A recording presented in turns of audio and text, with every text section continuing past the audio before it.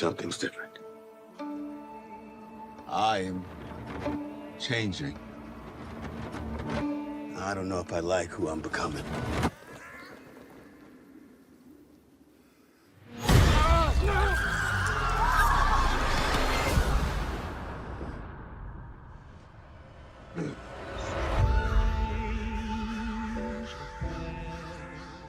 Boyd, there are a lot of people wanting to know what happened down there. Mom, where's Dad? Why isn't he back yet? Tabitha, we need to talk. It means everything they show us. It's real. I think they're doing it to make us afraid.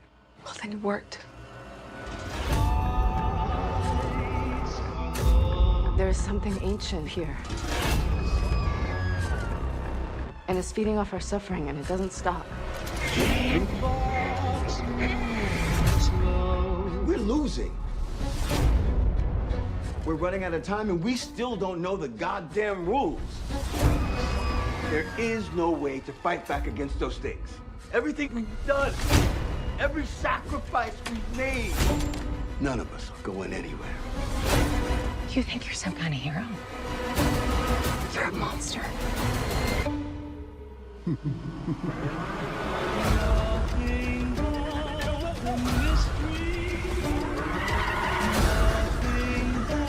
Lord, please protect us in this dark place where evil roams so freely. This we ask in your name. Amen. One way or another, the truth always comes out. I would make sure it doesn't.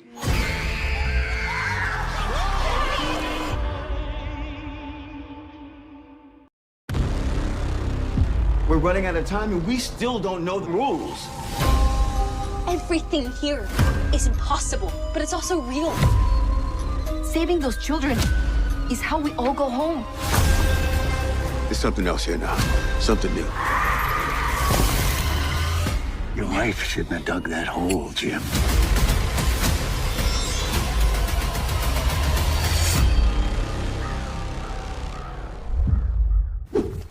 Okay, ding-dongs. If you don't subscribe to Jeremy Eyes and Fire, you're gonna spend the night in the box.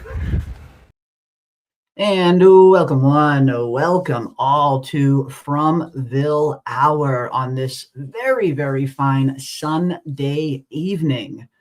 And here it is, folks. Here it officially is. We are just 1 week away from season 4 hitting our screens. Less than 1 week away, actually, technically, if they are following the same release pattern that they have for previous seasons. Then we are less than 24 hours away, less than 7 days away now, from season 4 hitting our screens. And I can't believe it. I mean, after such a long wait, I can't believe this is the final week. I know, right? You said 24 hours. I said, what? What? 24 hours? My mistake. Yeah, I can't believe it. I can't believe it. It's really gonna be my Super Bowl. Like, I mean it. I'm gonna make a whole day out of it. I'm gonna dress up. I'm going to be expecting the show. I'm going to just sit in my couch and wait as it comes on. So exciting. I think Saturday, because if we are going to do the late night, midnight watch party, which I am planning on doing as long as they release the episode then, which they usually do, then I think Saturday is going to be the day where I'm just going to do a complete binge watch and just bang out season 3 all Saturday. Just sit back and rewatch season 3 all Saturday and head right into season 4 Saturday night at midnight. But yeah, it's just I just can't believe it's already almost here. It just doesn't seem real. We waited so long, but here we go, folks. 1 week. Very exciting. And I see the chat, they are all so excited. What are Wow. your plans? Let us know. I want to hear in the chat. What are your plans for the day that From premieres? What are you going to be doing? Are you going to do anything special, celebrate in a very specific way? We want to know all about it. Yeah, let us know. Definitely let us know. Golden Child's ready for an all-nighter come Sunday night. I am right there with you, my friend. I am preparing for an all-nighter Sunday night. Absolutely. Not Sunday, Saturday, excuse me. and Sunday. We'll be going live Saturday and Sunday night, both nights. So if you don't hang out with us for the watch party on Saturday night at midnight, we'll be doing one on Sunday night as well. But yeah, I am so ready. I'm definitely ready to dive into all the craziness with each and every one of you. I'm very much preparing for an all-nighter Saturday night. We'll probably go live around 10:30 Eastern, usually around an hour and a half or so, 2 hours before the episode premieres, so we can have a little pregame show, a little prep. And then when the episode drops, we will do our live watch party like we always do. And we'll all hit play at the same time and watch it together. And then discuss afterwards. But yeah, it should be fun. I'm looking forward to it. I think it's going to be, we're going to make a real nice event of it. I mean, we've been waiting so long for season 4 to finally come around. Now that it's finally here, we definitely need to take advantage of it. And we're going to take advantage of every second of it. For sure. Sure. But first, let's see who we have in this awesome chat tonight, shall we? Big thank you to each and every one of you for hanging out with us on this fine Sunday evening. I see Walker, STL. I see Anon. I see Starlight CC. Welcome. I see my friend Xavier's in the house. 1 week away. 1 week away. I know. It's crazy. I can't believe it's only a week away. We got Seba in the house. Welcome, Seba. Good to see you as well. I see Leah. I see Leah as well. Welcome. What else? I see my friend Golden Child is in the building as well. Welcome, Golden Child. Good to see you. Welcome one. Welcome all. Jason in the house. LCH in the house. Welcome to each and every one of you. I'm with Alice. I see Kiwi Skirt down there. Welcome. And of course, I am Star. Love to see the Frumily faces. I mean, it's crazy, right? We are just a week away, less than a week away, and Anon is worried for Donna. And I guess that's an interesting, prospect. We did see that one little photo of Donna with the cane, the set photo, and I think a lot of us are wondering if that injury is going to happen during the attack on Cannibal Village, the demonic Kool-Aid men that we know are coming. We do know that we have some demonic Kool-Aid men. Oh, yeah. They're gonna come busting through the freaking cabins just like that. So yeah, no, I'm very much. There's a few characters that I'm very worried for heading into season 4 for sure, and Donna is one of those characters that's on my list too. Yeah, I mean, now that you bring it up, Anon, worried about Donna. I don't know if I'm worried about her because I don't know that I would feel super bad if something happened to her.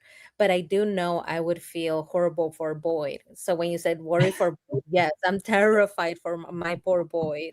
Me too. I am a bit worried for Boyd. I mean, again, you guys have heard me. I do have a feeling Boyd is going to die. It might not be this season, but I do think Boyd will die at some point on this show. It'll probably be a very heroic death. But I do think Boyd is very much Norman. The Norman that is referred to at the beginning of the story from Julie and Ethan. Yeah, everyone is going to be on Boyd's ass this season. That's going to be fun to see how that happens and to see how Boyd handles it. I mean, because we did see the show very much heading in that direction in season 3, where everybody is just starting to get on Boyd's ass, and it's really getting tougher and tougher for him to govern this place, to keep everybody safe. So I think it's going to be very interesting to see who is going to start challenging Boyd, who's going to start turning on Boyd, and how's he ultimately going to handle that as he feels like he's in a mental decline. Yeah, I love how you describe it, Gabalex, because that paints a picture, and it really is exactly how I feel it's going to be for Boyd. As is, I feel like they're so tough on him, honestly. The fact that he has been trying to manage them, to take care of them, to like bring some order in the chaos that is the town, and how they treat him. They just treat this man with no respect.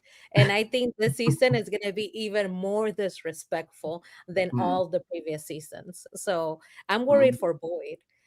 Yes, of course, if Donna goes, it's going to be, I don't know. I don't know that it's going to be more emotional for me than it was Tien Chang, but no, me neither. Really looking. I mean, why is that? I don't know. Maybe because she has been in opposition to Boyd, who I like a lot. And so therefore, if she goes, I'm just looking at one less problem, Yeah. See, for me, I think Tien Chen's death, like those characters that I might like, be more main characters than Tien Chen. But when it comes to Tien Chen's death, I think her death is definitely going to be like when the whole series is over. I think her death is definitely going to be up there in terms of one of the ones that hit me the hardest, just because of like what she meant to the show and what she was on the show. We talked about it in the past, but Tien Chen was one of the few, if maybe only, characters in Fromville that is like 100% pure at heart. Just a pure heart, a pure soul, no hate inside of her at all. And we see that kind of showcased with Sarah in season 2 when she finds out what Sarah did to her husband. We feel Tien Chen, we hear Tien Chen say, you put hate in me. I took care of you and you put hate inside of me. Almost like feeling hate was a completely foreign concept for someone like Tien Chen because she was just so pure of heart. So to see a character like that go out in the way that she did was so heartbreaking just because, she was like the heart and soul of Fromville in many ways, I felt. So yeah, while other characters' deaths might be a little bit bigger, as the show goes on, that one is always going to be one that hits super hard. Yeah, for sure. For sure. And we know that Boyd is going to be dealing with the monsters. Every interaction now that Boyd has with the actual monsters has become a little bit funny to me because we know that they don't They get a hurt little him funny. anymore. Yeah. Yeah, Mhm. they don't hurt him anymore. So at this point, it's just banter between them back and forth, like when they make him leave Randall behind. At this point, we know he's not gonna get hurt, but they do all sorts of stuff to mess Mhm. with him. Yeah. Even the way that Smiley turned around, naked Smiley, and looked at him and gave him the biggest smile, it was almost like Cheesy. he knew that he was there. At this point, it's become comical, this Mm. animosity that they have towards him.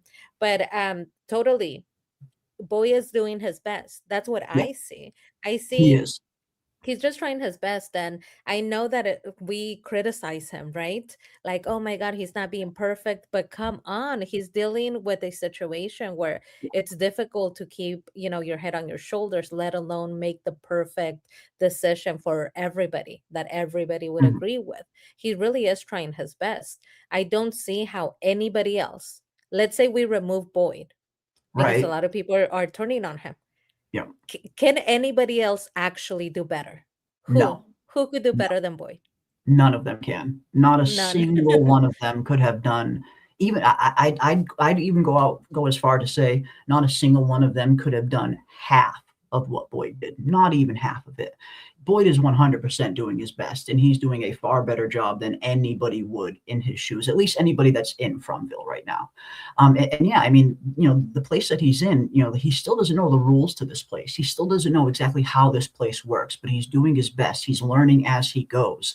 This is such a chaotic, hellish landscape that, of course, mistakes are going to get made from time to time. That is just human. Every human makes mistakes, even the smartest among us. But when you look at the town as a whole, the shape that it was in before he arrived and the shape that it's in after he arrived, I mean, I don't know how anyone could argue that Boyd has done an incredibly good job. And yeah, he's doing his best. I mean, the circumstances he's under are incredibly strenuous, and I can only imagine what that does to him. It's not like he just has his family to worry about. He's worrying about every single person in the town as its sheriff. So yeah, I think 100% Boyd is doing the best job he possibly can do, and I think he's doing a great job. I mean, like we heard, like the monster said, you can't save them all, Boyd. And I think that's Can't something say that them all. Boyd doesn't want to come to terms with. Boyd wants to save every single person. It killed him to leave Randall behind. Like, you see the look on his face. I mean, hell, we'll play it if we have to. You looking for these? Motherfucker! Take them. We get to keep Randall, though. You can't save them all. Fuck you! Fuck you! Motherfuckers! Fuck you! What? Boy, did you leave me a piece of shit? Boyd, did you leave me a piece of shit? He's so disgruntled. He's just Yeah. like, oh my fucking god. Like, I've had it with you. He's going through so much. Poor Boyd. I know. And Starlight Cece. Star is like leading the whole revolution against Boyd. Mm. She has been saying, like, I'm turning on him, get him out of here. She is just not cutting him any slack. She does not like him and she wants him gone. Which I'm wondering, who do you want in his place? Are you looking for Acosta maybe to take over? And we have the men in yellow in the chat. Yeah, Hi, and Doug. that is a great way to put it. Boyd is always in no-win situations.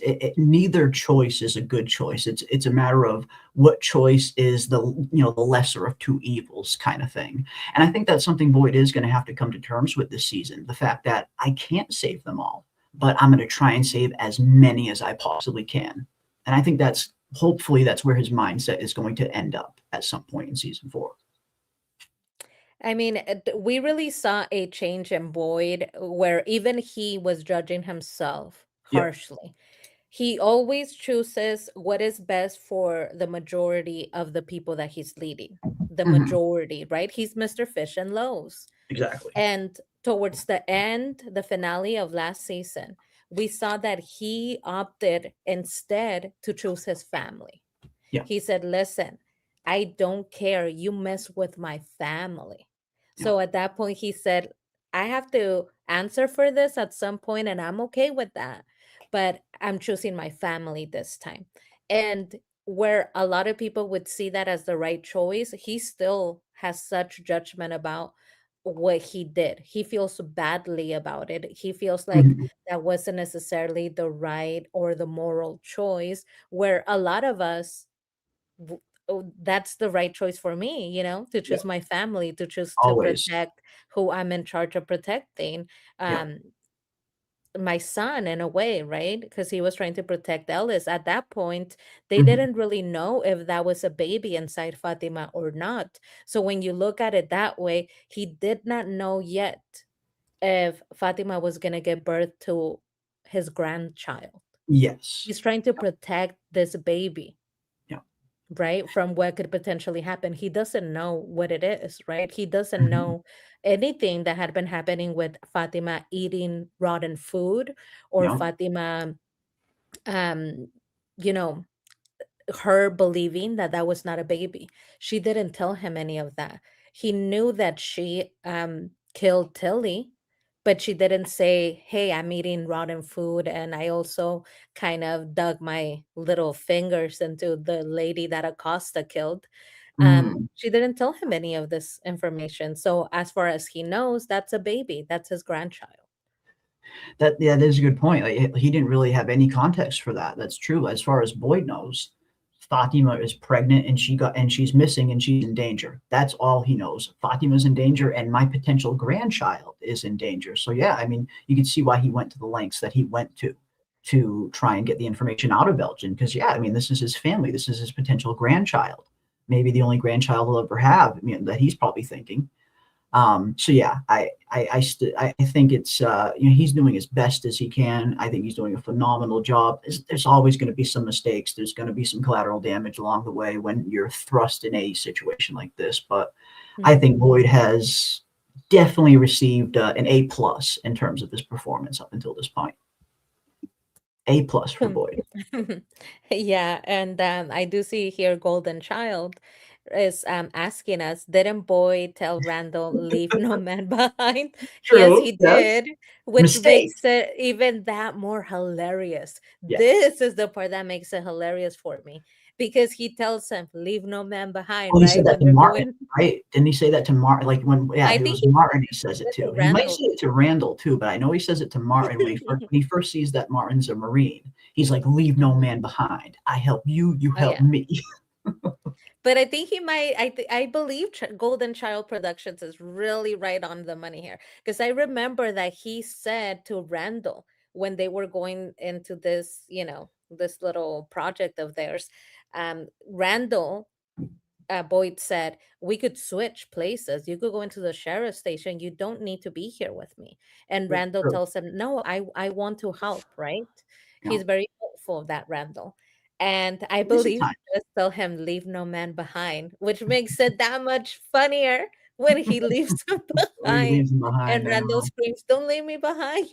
Boyd, don't you leave me, piece of shit. That makes it even more hilarious.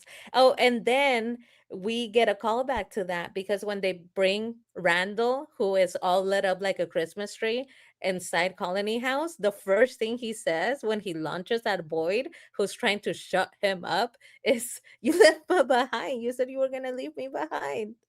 So he reminds him. You left me. You left me. You left. Yeah, he lets him know. He lets him know for sure. It's yeah, just I mean, it's tough. You know, it's these no-win situations. It's that Boyd is thrown into where he can only do his best, and I think he's done his best that he can for the most part. It's I don't see anybody else in Fromville doing a better job at sheriff than Boyd has done, at least.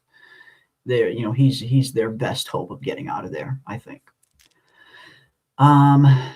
Let's see. We got a $4.99 from Sunflower. Thank you so much for the $4.99. Can you review season 2, episode 2, minute 47, the song "Who by Fire" as it relates to death? I think it has meaning for each of the characters the song pauses on. Oh, interesting. Yeah, I'm gonna have to go back and take a look at that. I don't have episode 2 on hand right now. But no, I mean, that's interesting. I'm gonna have to go back and look at that. Each of the characters the song pauses on. Okay, we're going to have to go back and listen to that song and see what part of the lyrics are playing when it pauses on each character, and see if we can maybe learn anything interesting there. Very interesting kind of catch. I've not recognized that myself, but yeah, I'll definitely go back and take a look at that, and we'll look at it on the next stream for sure. Definitely. And thank you so much for the $4.99. We'll definitely take a look at that 100%. Is it "Who by Fire" by Leonard Cohen? I can't That pronounce might be the the name. one. Leonard Cohen. So this is really interesting. Thank you so much for that info, because it says that it's a loosely adapted song from the Hebrew prayer. Okay. So this is a Hebrew prayer. And the prayer is, "Let us tell how utterly holy this day is." Okay, I know the song. Okay, now I can hear it. Okay, interesting. No, I never really thought of that, but yeah, maybe that song was picked for a specific reason. If nothing else, it's definitely worth going back and taking a look at for sure. I always like looking at new stuff, especially when you're going back and looking at old episodes through like a new context, like with new information or like a new theory in mind. It's always fun to kind of go back when you're looking at things through a different perspective for sure. For sure. But yeah, we'll definitely take a look at that. Season 2, episode 2, 47-minute mark, and we'll play out the song. I'll get a clip of it, and we'll discuss it on the next stream and dive into it a little bit. Thanks for the tip too. That's awesome. Awesome stuff. Yeah.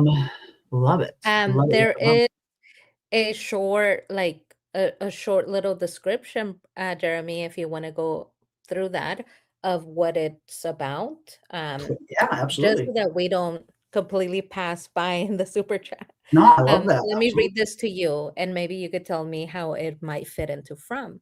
So, "Who by Fire" from 1974 fits perfectly, because we know that we have the 1970s version, right? The round that was the 1970s version of the massacre with Victor's family. Yeah. So "Who by Fire" 1974 is a haunting meditation on mortality, fate, and judgment, inspired by the Jewish High Holy Day prayer. It lists various ways to die: fire, water, suicide, decay, and repeatedly asks, "And who shall I say is calling?" questioning who or what decides our fate. Interesting.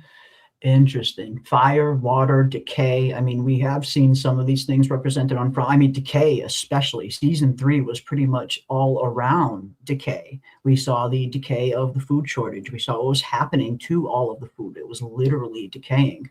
And that's why I liked one of those theories that I forget who's, man, I'm blanking on who said it, but it was one of those really cool ones when they were looking at each 4 of the seasons and wondering if, which season correlates to a Horseman of the Apocalypse. And then I think it was Debbie Ebby, excuse me. I think it was Debbie Ebby who first mentioned it.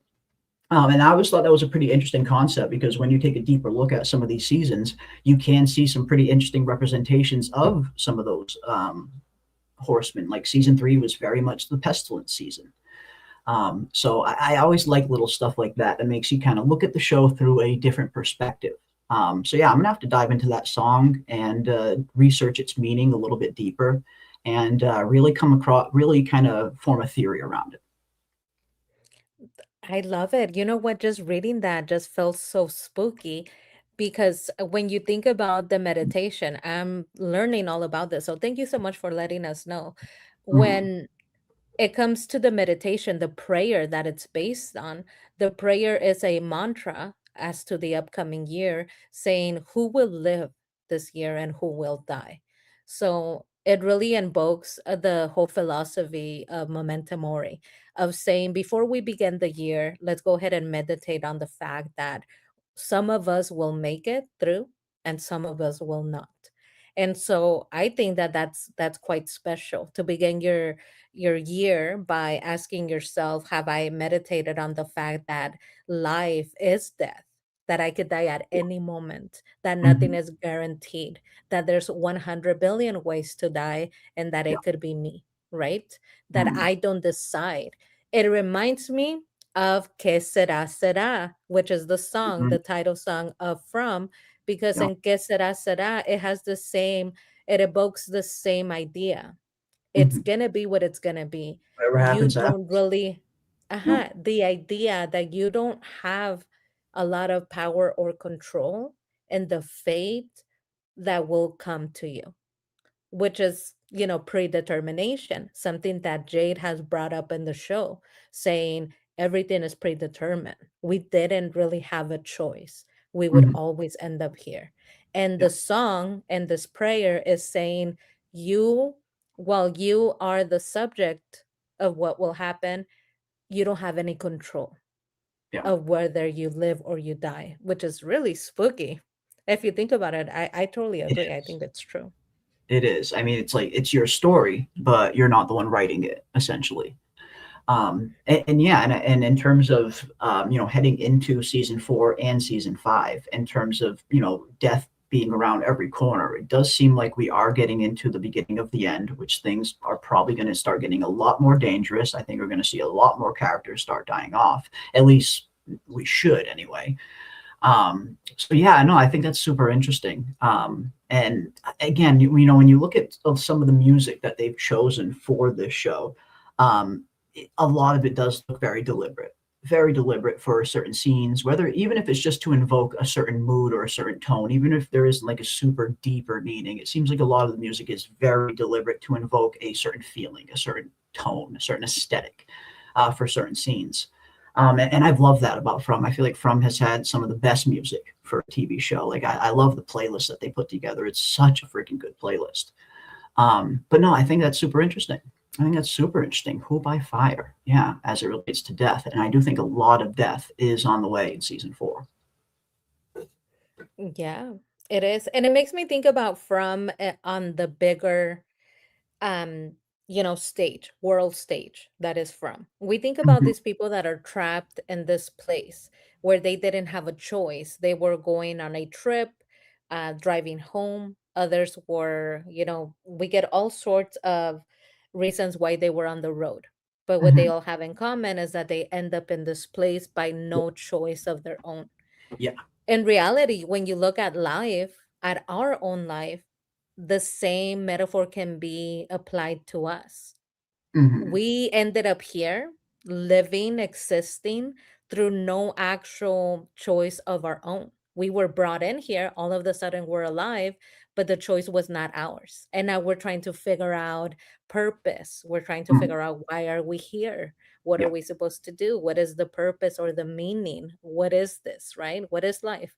So when it comes to From, I do really believe the writers when they say From is just about, life and humanity and It's about the how we characters. work with each other. Yes. And I love that too. Again, we love the mystery aspects too. Don't get us wrong. Like, we love the mysteries on From. We love theorizing about stuff. But from like what's most special about From for me is very much that aspect of it. What is this show trying to tell us as humanity? What kind of lessons can we take away from this show? Because they dive into some of the, just in terms of like really diving deep into the human condition, into the human psyche, at what fear does to people, what trauma does to people, isolation, all these things that I love in storytelling. So yeah, the mystery is a super fun aspect of the show. Don't get me wrong, but seeing where these actual characters are going, seeing their journeys and what I can learn from that, that's what you really take away from a show like this, at least for me anyway. And it's been so fun. It's been so fun. Shows like this can really teach you a lot, for sure. Yeah. Yeah, I love what you guys are bringing up in the chat, because just like you were stating, Jeremy, Elsie says she likes connecting the Que Sera Sera, some of the Yes. music, to Murphy's Law. Murphy's Law. Anything that can go wrong will go wrong, Will go right? wrong. From the 1949. I love that. So That's so perfect for From, isn't it? I mean, it really is perfect for From and for life. That is why I say, when it comes to like worldview, I respect all religion and theology. Believe in whatever makes you feel like you have purpose and makes you a good person. Yep. But the only way that I personally have found to get through life, the only comforting thing that I have found myself is Stoicism. And Stoicism is basically the song Que Sera Sera. Stoicism is, listen, it is what it is. It is what it Like, is. there's nothing that you could do. Sometimes you can't control anything. And if things are bad, smile, because they could be worse. Don't think about the positives. Let's think about the negative, right? So cheerfully nihilistic. When you look at life that way, you're going to be thankful even for the worst parts of life, Even the worst because part. guess what? They could be worse. So Exactly. at least they're not that bad, right? But this idea of embracing the fact that you can get by and that things weren't worse than they could be, I think is really at the center of how you survive and from. Yep. Like Kenny says at the beginning, when he's giving a sort of tutorial to Jade, he Mhm. tells him, you need to adapt. It's You need not to the bend. monsters. Yeah. Yeah. You can't bend, you'll Not the break. monsters that are going to get you, right? Yeah. What's going to get you is your inability to adapt to the fact that it is what it is. Yeah. And you need to move on, and you can't get stuck on the idea that you need to figure it out or that things don't make sense. You need to bend, right? And we see tough people like Boyd's wife, who Yeah. was, what was her nickname again, Jeremy? Iron Abbey. Iron Abbey. Yes. Yeah. She could not bend. She's a tough person. You would think if anybody could make it in From, it's a woman called Iron Abbey. That's Yeah. the lady that could Hardened make it in Marine, From. nonetheless. Even Boyd, remember when Boyd talks about her? He said, oh, my wife, she's the tough one. She's a Marine. I'm Yeah. nothing compared to her, Yeah. right? Yeah. So Yeah. you would assume I would, if anybody's gonna make it in From, it's this tough woman, nickname Iron Abbey. But we see what happens. Mhm. Iron doesn't bend, it breaks, It and breaks. that is what happened. Yeah. And that's, we've seen it happen to so many characters too. And From, like, that's what this place does to you. This is, and that's what people have to learn very fast when they arrive here. You need to adapt. You need to adapt to this new way of living, this new law of the land that we are now living in, which is totally different from the outside world, where survival of the fittest is very much a thing. Murphy's Law, very much a thing here in Fromville. Everything that seems to go wrong will go wrong, and it has up until this point for the most part. So yeah, we've seen it time and time again. You need to be able to be adaptable to survive in Fromville. And even someone as strong and tough as Abby, who probably survived multiple deployments and served probably all over the world, came to this place and it got the best of her because she wasn't able to bend. And it just goes to show like how not just physically dangerous this place is, but how emotionally taxing Fromville can be on you. This place isn't just trying to physically kill you. It is trying to mentally break you down too every single day. So you're really getting attacked on both fronts during the day and at night, because it's just a nonstop assault from this place of just surrounded by danger. So yeah, you got to be able to adapt to something like that. And we see the characters that can adapt end up doing pretty well here. And the characters that can't don't last too long. You can't take life too seriously. When I think about like tough people, even in life, the people that are able to adapt and to continue to go no matter how tough life is, they always have a sense of humor. You find a sense of humor in the misery that is life. I was rewatching From, and there's a scene that I don't think we talk about much, but that is a really, really good scene and speaks for who Boyd is.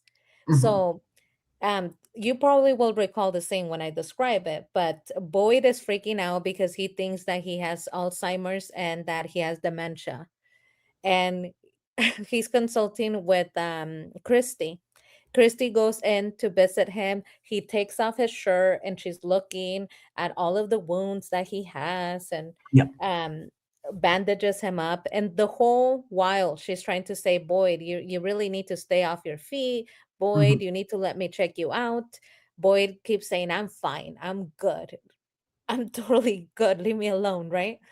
And then she gives her whole doctor spiel at the end of it. She says, Boyd, for now, what you need to do is try to not aggravate this and try not to stress yourself out. Try to stay away as much as you can from stress.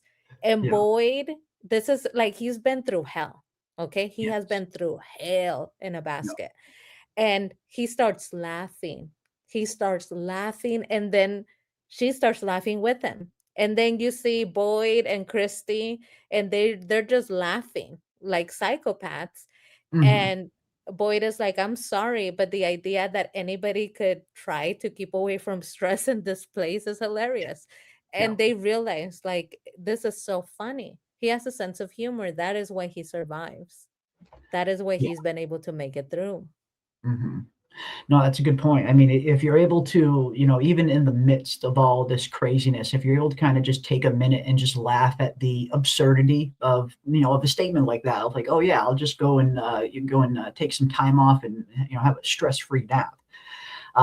It's just not possible here in Fromville, but the fact that he's self-aware of that, the fact that he can laugh about that, you're right. It does go a long way into, just showing how mentally strong he is. After everything he's been through, he's still mentally strong enough that he can laugh at this in a quick minute. And yeah, it just, again, it's characters like that you really kind of, that, you just love seeing them continue. Like, I love seeing just the sheer will of Boyd Stevens, just sheer will to survive, the sheer will to never give up. Sometimes that in and of itself is incredibly fun to watch and inspiring. But when you look a little bit deeper, it's like, okay, Boyd is, he's highly intelligent. He's very kind of emotionally aware, and he just seems like the perfect kind of person that can deal with all the horrors that's getting thrown at him, where most people probably couldn't, like his own wife. So yeah, he's just such a compelling character. Such a compelling character. We got the JH Review in the house. Welcome, JH Review. Good to see you as well. Request being played. I ain't here to pray on the soundboard. I ain't here to pray. Are you ready? I'll play it for you. I made my own soundboard. He's saying that because every time I see him anywhere in the streets, in these YouTube streets, I only have one request of him, and it's play that sound on the soundboard that he has. I'm gonna make my own. Are you ready for this?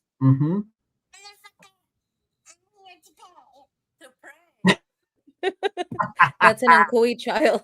It's an Ankui child saying the line. Yeah, love it. Love it. Yeah, I mean, it's and that is one of his best scenes. Like, Harold Perrineau has so many good scenes on the show. That is, like, if I had to put a top 5 Harold Perrineau scene, there's no way that scene doesn't make it into the top 5 of his scenes, because it's just, you see him kind of coming into this church. He's not like super religious, but Father Cautry was, and Father Cautry meant something to him. And Boyd knows how much God meant to Father Cautry. So you see Boyd kind of coming there, almost like, he's defending his friend, like he's standing up his friend, like he had faith down to the last minute, and this is where it led him. I ain't here to pray. You need to let me know right now what's going on. Give me some kind of sign. He's just such a good actor. He's able to convey these emotional scenes, this depth of emotion incredibly well. And that's why, again, I love the mystery on the show. Don't get me wrong. I really do. I love the mystery aspects. They're super fun, but it's scenes like that. That's why I watch from those scenes like that Boyd has, the scenes that Scott McCord has with Henry. Those are the scenes that I watch the show for, because you just don't get a lot of good writing and good performances like that these days. Exactly. And another one of a Boyd, the last one, another one of my favorite lines of Boyd's. Nobody's going in the goddamn box, which shows you the goddamn box. It just really shows you his heart. He never intended, the fact that he is a tough guy and built this box to scare everybody, but deep inside he's like, I'm never gonna use that thing. That's terrifying. And he went and he sat there. What a beautiful scene. The fact that he said, I am condemning you. But how many people in the justice system do you know that condemn you and then will go and sit upon the chair that you are to be seated because they have condemned you? Not a lot of people. And he did. He sat there. He looked around. I mean, he's a stand-up guy, that Boyd, I'm telling you. He is very much so. And of course, good night to the man in yellow himself. Got an early start tomorrow. Thank you for hanging with us. And this is also a very interesting question, because I need to go back and watch that kind of the junkyard scene to see if I can spot any motorcycles. That's a very good question, Xavier. Have we seen any motorcycles in town yet? And if not, how come we haven't seen any? That's a very good point. I mean, for the most part, just about all the vehicles we see are cars. I mean, there's a peach truck in there, but it's hard to know if somebody arrived in that peach truck or if that was something that was just already in here, like the motel pool. Like, it's really hard to know. But yeah, as far as I can tell, I haven't seen any motorcycles in Fromville yet, but I need to go back and watch that junkyard scene. Motorcycles, yes. So we have buses. That's the really interesting part about it, the bus for me. I understand that the motorcycle stands out because it is such a particular vehicle where it's singular. But what stands out to me is a whole bus. How do you get a whole bus in there? Yeah, exactly. So maybe you need one or two people, like from last time you needed Elgin. But what is the coincidence? What a coincidence. Tremendous coincidence that in the same bus you get Bacta, Elgin, and Marielle. And they all have something to do with From, because they remember little bits and pieces of the story from their past. Yeah, and Marielle's fiance just happens to be in here. Like, it's a little too coincidental to be coincidental. It starts to feel that way anyway. Do you think we're gonna see more buses coming into From? I don't know. I mean, there was that picture that was going around. I remember seeing it in the Discord a while back. I don't know how legit it was or anything, but it looked like there was like some kind of school bus inside Fromville. I mean, you can never really trust anything online these days, so you never really know. But I mean, I feel like they already did the bus thing, so I wouldn't really expect to see another bus arrive in town after they already did it once. But I mean, you never really know with this show. You never know. Could the school bus, because now that we have the title, the titles for the episodes, now that we have those titles, I don't see where the school bus would fit in. However, could the school bus, that picture looked pretty legit. It really did look like they used the bus for something and set it on fire. Could it potentially be maybe a flashback? We're going to learn a little bit more about Victor's story. And somewhere around the story, we're going to have Victor encountering a bus full of children. I mean, who knows? I mean, I do have it. All right, let me pull it up here so people can see what we mean. Yeah, I'm so sus of everything online these days, so I try not to trust anything. But when we look at this picture, we do see that the Star Magic Motel sign is still intact. We know that top part of the sign is not there anymore. So yeah, it does make you wonder if this is real. Is it some kind of flashback scene? Because then, yeah, we have this shot of them towing some kind of burnt bus. But I have not been able to confirm if this is real or not. So it's just so hard to trust things online these days with AI, and so easy to Photoshop things.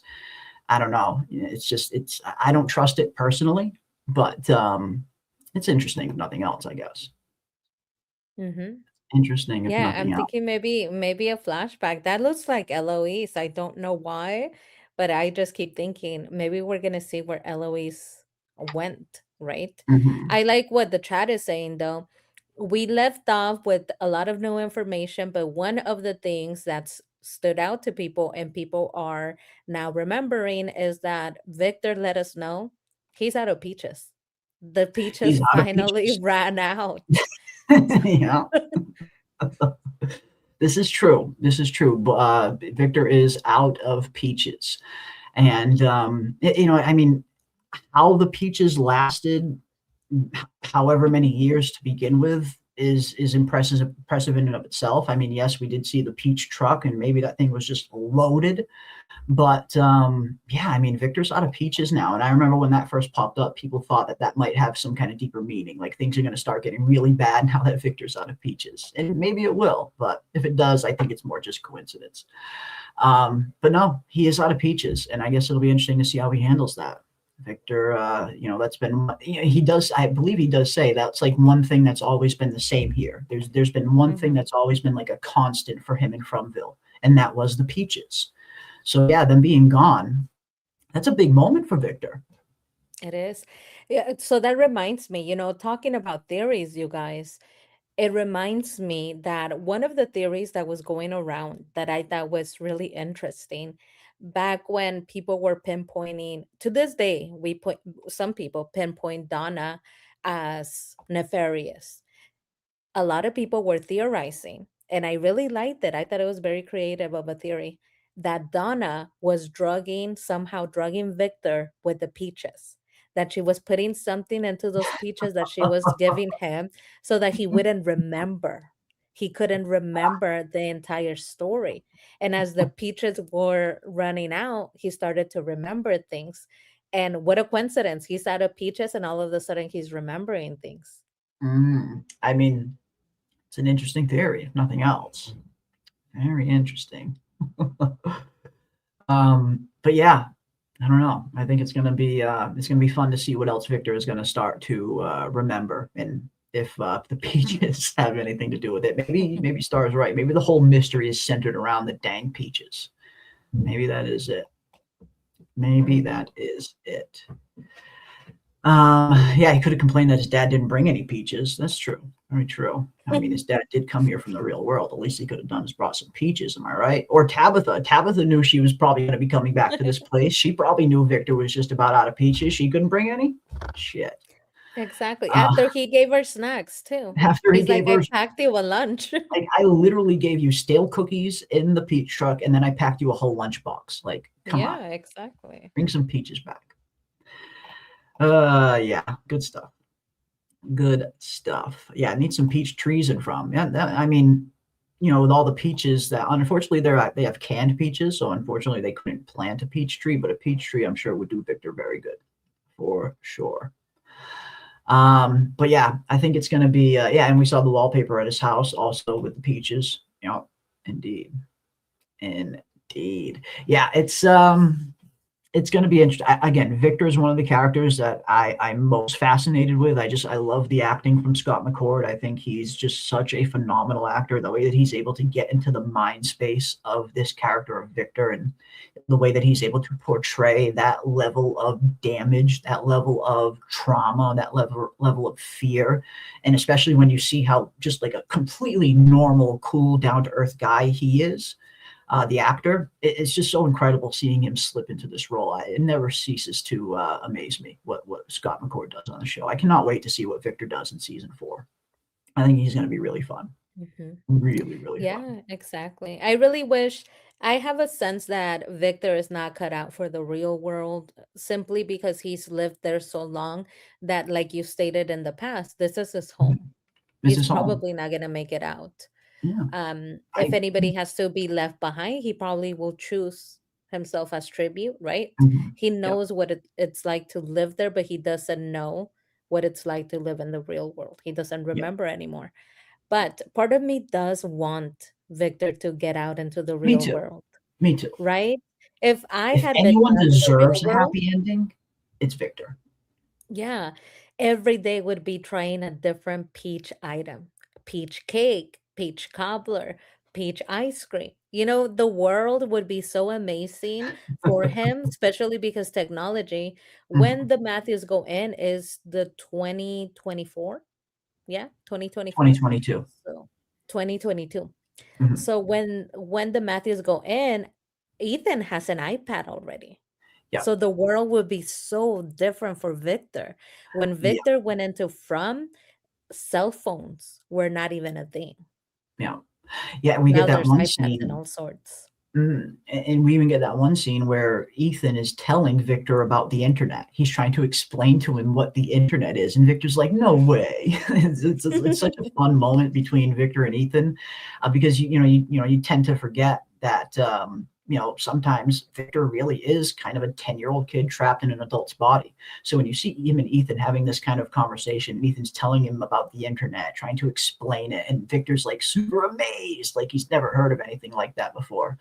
I mean, yeah, part of me does want to see Victor get a happy ending. After everything he's been through, I think if any character warrants a happy ending, it's him. I mean, he's been through more than anyone has here. So I would love to see him get a happy ending. I'm not quite sure if he will, though. I do Mhm. fear for Victor.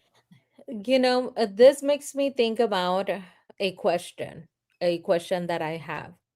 And I know that aesthetically it works because we're not seeing technology and From everywhere that we go. So it works with the Mhm. aesthetic of this town that is left behind. However, Yeah. when people are driving around, we know most of us, we drive around and we have a cable, a charger that charges our phone in our vehicle Mhm. and that adapts to charge the phone with electricity from your house.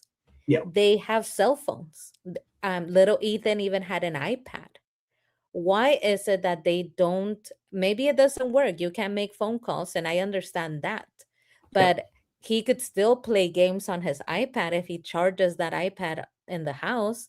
If you have Mhm. pictures and you want to reminisce about the real world and show Victor what the real world is like, you could go Yeah. through the pictures on your phone and show him the pictures on your phone.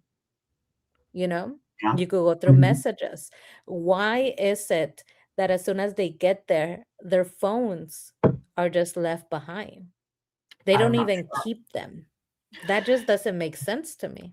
Mm. I mean, yeah, I don't know. Maybe they just think it's useless there. I mean, because they don't work. But I mean, we do get that one scene of Kelly's phone when Kelly and Brian enter from Villain season 2, and we find Kelly stuck to the tree with the rebar through her forehead. We hear her phone alarm going off, is what alerts Kenny and Ellis to even finding her. So we do know they still work in there. Like we have clear evidence that they do still work in there. I mean, they might not work to make a call, obviously. There's no cell service, there's no Wi-Fi. But in terms of the electronic part of it, yeah, the phones could still turn on. I mean, hell, the alarm went off. Mhm. So yeah, I mean, drone works there. I mean, and that's another thing. The whole electricity thing about Fromville, that's something that definitely needs to get explained at some point. I'm hoping that Yes. we learn a little bit more about that because that's something that kind of, I mean, just for me personally, it kind of fell to the wayside. I stopped thinking about the electricity so much, and it just became one of those things that it just is. Fromville is just a weird place. Maybe some things are just going to be unexplained. But I do hope we do get an answer for the electricity because it was such a big part of season 1. Like it was such a big story point in season 1 that I hope we do get a definitive answer for how the electricity is being generated. But that's one thing that I kind of just completely forgot about after all the new stuff that we've been getting. I kind of just put the electricity, I guess, to the background, and I kind of just told myself, okay, this is Fromville. Weird shit happens here and it's unexplained. But I would like an answer for it, though. What is generating the electricity? Exactly. What is generating the electricity? The drone was working, so you could potentially have charged your phone. We don't know, right? Yeah. We are to assume that they couldn't, right? However, we never saw them try. That's the other thing. We never saw anybody grab a cell phone, which I think Jade would have done that. Jade Yep. could make use of all of the phones. When they were Yeah. looking for wires and for batteries, Yeah. nobody ever took out a phone or a device, which I thought Mhm. was interesting. So it fits with the aesthetic, and I understand not having like new tech, but that's kind of always been something that bothers me. Like, Mhm. I know that all of you have phones. Where are they? Maybe Jade could make use of some of the tech inside the phone, the batteries. He could use them for XYZ. He's a very smart guy. Give them Mhm. to Jade. He had literally, when we go back and watch the first episode, Ethan is an iPad kid. He's on his iPad in the back of Yep. the truck Yep. playing a game, right? Mhm. Well, So, yeah, we know they exist in there. They got some iPads. They have smartphones. But yeah, we never see them. What I thought would be interesting was, utilize them in terms of like, um, reconnaissance, doing some scouting. We know that Randall had the drone. Yes, the drone wasn't strong enough to kind of take the cable wire all the way up there, but part of me wondered if you could put some kind of, you find the latest phone in town, throw it on the drone, fly it up as high as you can, get a bird's eye view of what's around you at the very least, or at least attempt it. But no, I mean, the electricity, and as Dieter brings up the water as well, we also have no really, where's the water come from? Does it, a lot of these things do need to get explained, and I think they will. But yeah, the electricity is just one of those things that I kind of just start thinking about, I guess, like as the seasons continue to progress and as the electricity stopped being such a focal point, because it was a big part of the story in season 1. That was Tabitha's whole storyline in season 1, was digging down and seeing where the wires go, seeing where this electricity comes from. And then, we haven't really heard anything about that since then. It's almost like the rest of the characters inside Fromville just kind of accepted that the electricity is unexplained. But I do hope we get an answer at some point. But who knows? Maybe it'll be one of those things that they just don't explain. I don't know. I really like what Debbie Ebby Bobebi is saying here. With the Mhm. whole idea, if we continue on the theory of the peaches, how Mhm. people theorize that Donna was drugging the peaches that she fed Victor, and that's why he couldn't remember anything. Nobody has questioned the water. The water, yeah. And we see Jim, like particularly, I remember seeing Jim all the time going to the faucet, grabbing a handful of water and drinking from that faucet. They all drink the water, but nobody ever questioned, are they drugging us? With Mhm. all the people that we have in there that have theorized so many different things, like Yeah. Jade, I think it's interesting that they haven't mentioned, could they be putting something in our water that is Mm. making us see things, hallucinate? Maybe this is how they're making the unreal seem real. I Mm. still don't think that it is an experiment to that point, Yeah. but I don't know that I would trust everything immediately, Mhm. like the water. Yeah, I don't know if I would trust the water either, because we see plenty of people grabbing cups, going right to the sink, turning on the water, and just taking a big swig of it. We've seen that many times on the show, especially in Colony House. They're always doing it. They're always turning on the sinks, drinking water. Yeah, I don't know if I would trust that water. I certainly wouldn't trust it, at least without boiling it first. I would boil the shit out of that, try and kill as much bacteria as I possibly could, and then I would drink it. I don't know if I would just trust magical water coming out of a freaking faucet in a mystery land that we know nothing about. So that is a good point. They're very trusting of the water. Very Very, trusting. very trusting. Mm. I had now I know that it's not true, right? But I really like how the chat always tells us where the conversation is going. And this Mhm. conversation has now gone towards spooky, mysterious theories that are not true. We know are not true, but we're discussing for fun. Yeah. One of the fun theories when it comes to drugging food, water, was at the beginning, before we knew that Tian Chang was a good person, I thought, this lady, could she be putting something in the She's food drugging and drugging everybody. all of them? Because they kept saying she's just magic. She Tian works Chen can make magic. Yeah. anything. She works magic. And I thought, well, don't show that. She looks like a victim, okay? This is the Show her a closest little bit picture I more had of evil. her. I love it. I love it. Put that one up. I love that one. But Oh. could this be the evil behind From? Could it be Tian Chen? Just So I poisoning thought, could everybody it the whole time. One giant acid trip. that's what I thought. I thought if Mhm. anybody is working with someone, could it be Tian Chen who's putting something in everyone's food? Because everybody goes to eat at the diner. She True. somehow Everybody. volunteered and knew how Mhm. to feed all of these people. She just knows how to whip up everything, right? Yeah. Yeah. Yeah, we Mhm. even hear Sarah say she can whip up a Salisbury steak with nothing but a tire iron. That sounds like some black magic to me, if anything else. And yeah, Guns N' Roses brings up a really good point. I don't trust sink water here on Earth, so I'll be damned to drink from water. I'm right there with you. Like I ain't trusting any water that comes out of my freaking sink. Not to drink anyway. I'm drinking only from bottled water. So yeah, why would I trust it in Fromville? No, yeah, it's a good point. Very good At point. this point, you're deciding between microplastics and the water bottles or whatever's in the Or whatever's seawater. in Fromville. Yeah, I'll take the microplastics. And who knows what's Right. in Fromville water? Mhm. Do you think the box will make an appearance? I mean, I don't. I don't see. I mean, maybe making an appearance in terms of kind of maybe we'll hear a character get, suggested to get put in it at some point. But in terms of like actually seeing a character get put in the box again, I don't think we'll see that. At least not while Boyd's around. I don't think so. I think the box days are behind us. But I certainly wouldn't mind if the box made some kind of resurrection. That would certainly be interesting. Mm. But I don't know. I don't know if I'm expecting it though. Well, since we are throwing out crazy kooky theories, what a full circle moment if they bring back the box, and since everybody's turning on Boyd, they put Boyd in the box and they judge him for everything he's kept to himself in the town, for all that he says, like covered up.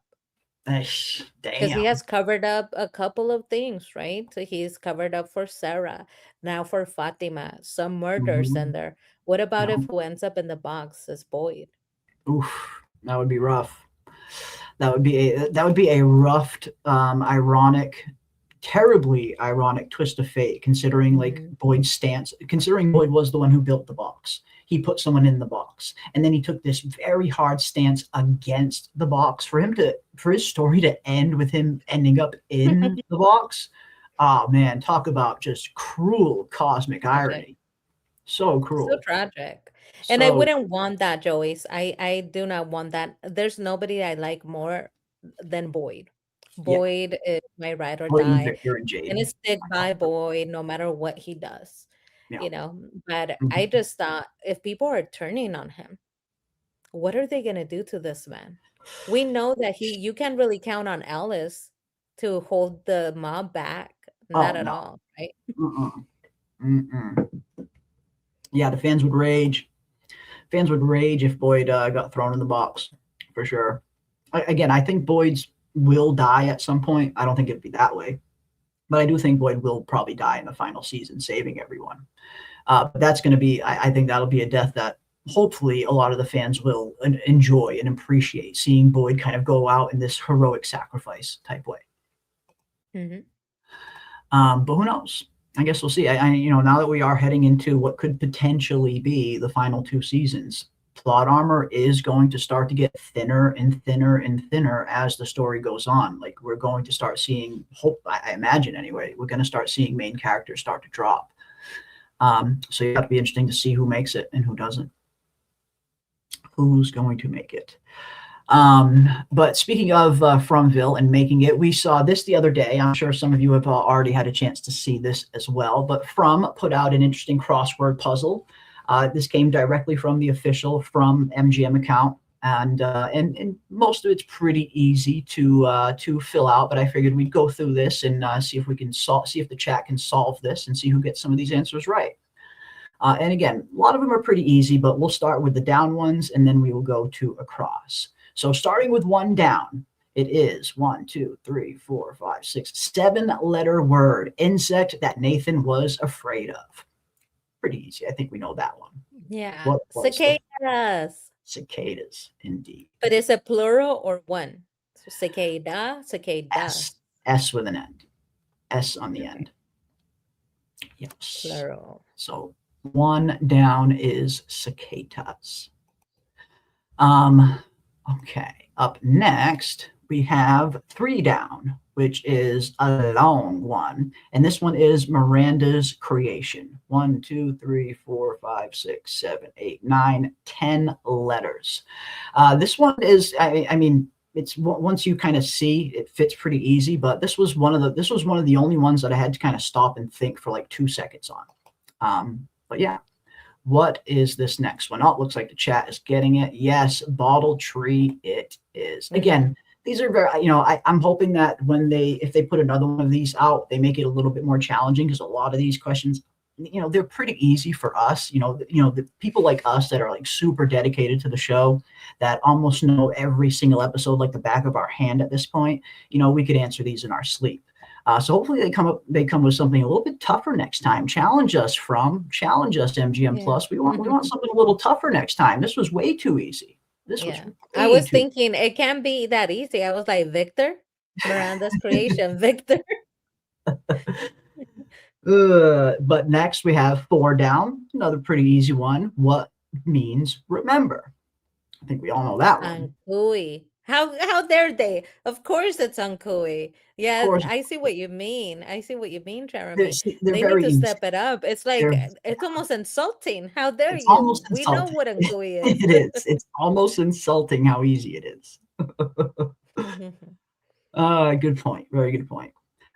6 down, the word written on Victor's lunchbox. Now, I mean, some of these, actually not some of these, about half of these questions are questions that we have actually done on previous From Trivia challenges. And I think that was another reason why it was just so easy for me to answer these, because, again, half of these questions we've done in previous trivia streams before. And this was one of the ones that we did. The word written on Victor's lunchbox. What exactly is it? There it is, Xavier. Xavier got it right. It is disco. Samuel got it right. Sandflyer got it right. Everybody got that one right. Awesome stuff. Yeah, I'm right. Too easy, right? It's way too easy. This stuff's too easy. They got to challenge us a little more next time. But up next, we have 7 down. A Tien Chen specialty loved by Ethan. What is a Tien Chen specialty loved by Ethan? What does Ethan order in season 1 when he first arrives at the diner? Pancakes. There it is. Pancakes. Again, very easy questions. Almost too easy. And everybody's got that one as well. Yeah, too easy. You got to challenge us a little more than this, MGM. Come on. Now we're going to 2 across, Victor's last name. Another one that I imagine pretty much everyone's going to get right. What is Victor's last name? Kavanaugh. Is it not Kavanaugh? No, it is. It is. Yeah, it is. Okay. No. You know what? I'm for sure. I remember you had that question. That was another one. I think they stole this from you, they might Jeremy. have borrowed from our trivia stream. I really do, because if half of these questions were on our trivia stream. I think blame yourself if the questions are easy, because they basically threw your trivia in Well, they only word. grabbed the easy ones. I had a mix of easy ones and really hard ones. I had some hard ones mixed in there too, but they only grabbed the easy ones, it seems. But yeah, I should blame myself partially. You're right. You are right. But yes, Kavanaugh is the correct answer on that one. This one is next one, pretty easy as well. Ethan's favorite goat. 4-letter word, 4 across. What is the name of Ethan's favorite goat, chat? What is this one? Super difficult, right? Soul the goat. So difficult. There it is. Alma the goat. As we see Ethan very foolishly run out of his house in season 3 to try and save Alma, which unfortunately ends up leading to one of the events anyway, that leads to Tien Chen's death. But yeah, chat got that one right. Alma already down the row. Up next, we have 5 across. It keeps everyone safe at night. We know this one, right, chat? 5 across keeps everyone safe at night. What is that one? Tell you It's what, the talisman, right? we even have an emoji for that one. We even have an emoji for that one. That's right. Talisman it is. Talisman it is. So yeah, way too easy. Way too easy. Everybody's acing this. Everybody is acing this. Okay, up next, 7 across. The building Boyd has turned into the sheriff station. We know Boyd has his own sheriff station, but we know it's not a sheriff station, the building itself. What was the building originally? What was the post office, right? Yes, it was the post office. Indeed. Post office. Yep. Post office. Converted the post office into a sheriff station. Gotta love it. Very resourceful, our Boyd, if nothing else. Yeah, looks like a lot of you got it. Again, very easy stuff here. Very easy stuff. Golden child. I feel patronized. Right? It's like, do you not know the hours we invested? MGM, you got to steal some of the harder questions from Jeremy. Yeah, steal some harder ones next time. Yeah. But up next, we have 8 across. The girl that Kenny and Ellis found in the woods. Fairly easy one, but we remember this one. We actually mentioned this character in the stream not long ago, actually. Who did Ellis and Kenny find in the woods? There it is. Yes, Beehive Girl. It is Kelly. Kelly was the correct answer. And unfortunately, she had a big old piece of rebar stuck through her head as well. Poor Kelly. Did not enjoy her time in Fromville, unfortunately. Poor Kelly. But last, we also have 9 across, the symbol for choosing Colony House. Now, I think this is probably the hardest one on there, but it's still pretty easy if you remember the choosing ceremony from season 1. And there are 2 very specific images, one for Colony House and one if you want to stay on the town. If you want to stay in Colony House, which one did you pick? What was the image that you picked on the rock? I see someone's already got it in the chat. 2 people already got it in the chat. What was the one for town? That's it. Yes. Flower. Flower is correct. So Flower was Colony House. Which one was town? Oh, shit. The town was... Oh, my God. I just had this in my mind, too, a minute ago. Ugh.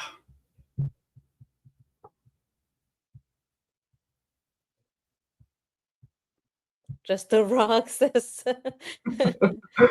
Rock. Yeah, I don't know. I know the flower was that one because I had to go and look that one up. I don't know if there was anything on the other one. It might have just been a rock. Scissors, rock, paper, scissors. It's one of those. See, we made a tougher question here. We made it tougher. See, that's the one. That's the one they should have gone with right there. That one actually would have stumped us. That one actually would have stumped us. But no, yeah, again, a little too easy. Again, it's fun nonetheless. It's a fun little crossword to do. I love that the show is doing stuff like this, that they're putting out little things for the fans to have fun with. Love that. I mean, any little extra from tidbits are interesting always. But yeah, I hope they do another one of these at some point during the season, and it's a lot harder. But yeah, Congratulations, everyone. Most of you got all of them right. And here are the correct answers. We got Cicadas, Kavanaugh, Bottletree, Talisman, Alma, Ankui, Disco, Post Office, Kelly, Pancakes, and Flower. So there it is, folks. Yay. From Crossword is complete. Very easy, but fun nonetheless.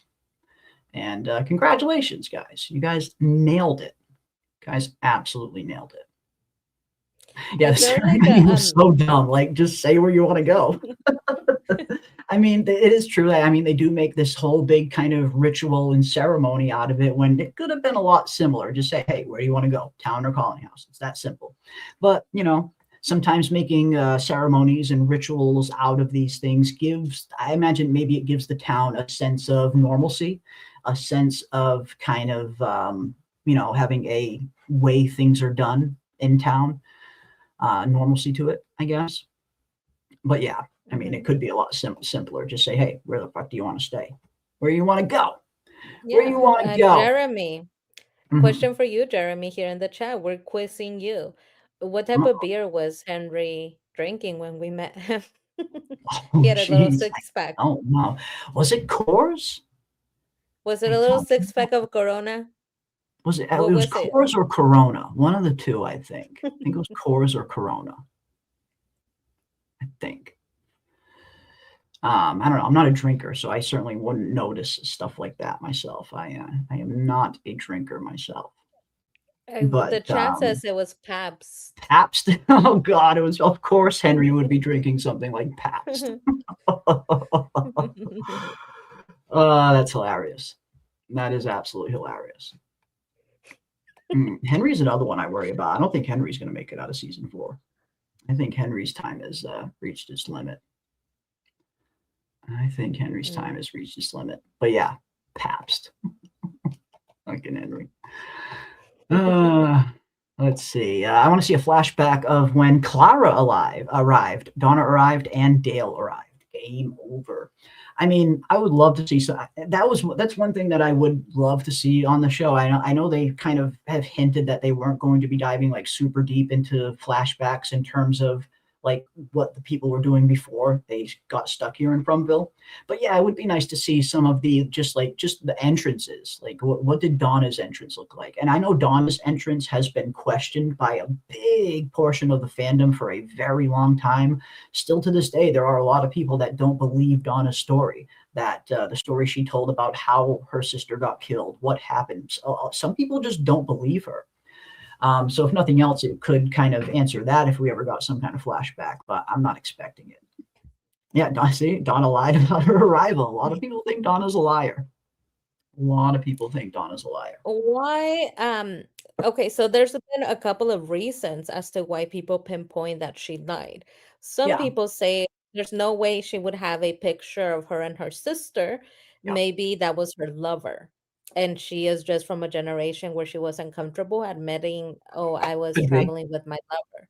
Could But be. when you look at the photo, they look like sisters. They look alike. They resemble each other. Yeah. So, and people have pictures with their siblings.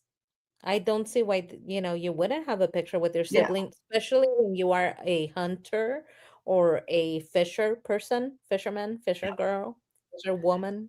Yeah. You hunt or you fish something, you take a photo with it. You're very proud of it, right? You display it and photograph yourself with it and then put it in your truck. That doesn't seem far-fetched. No. So the whole lovers instead of sisters, I don't think that she would say that's her sister. I just don't. Yeah. I mean, I think sometimes, the truth is what we were told. I think I don't question Donna's story. I think she's telling the truth.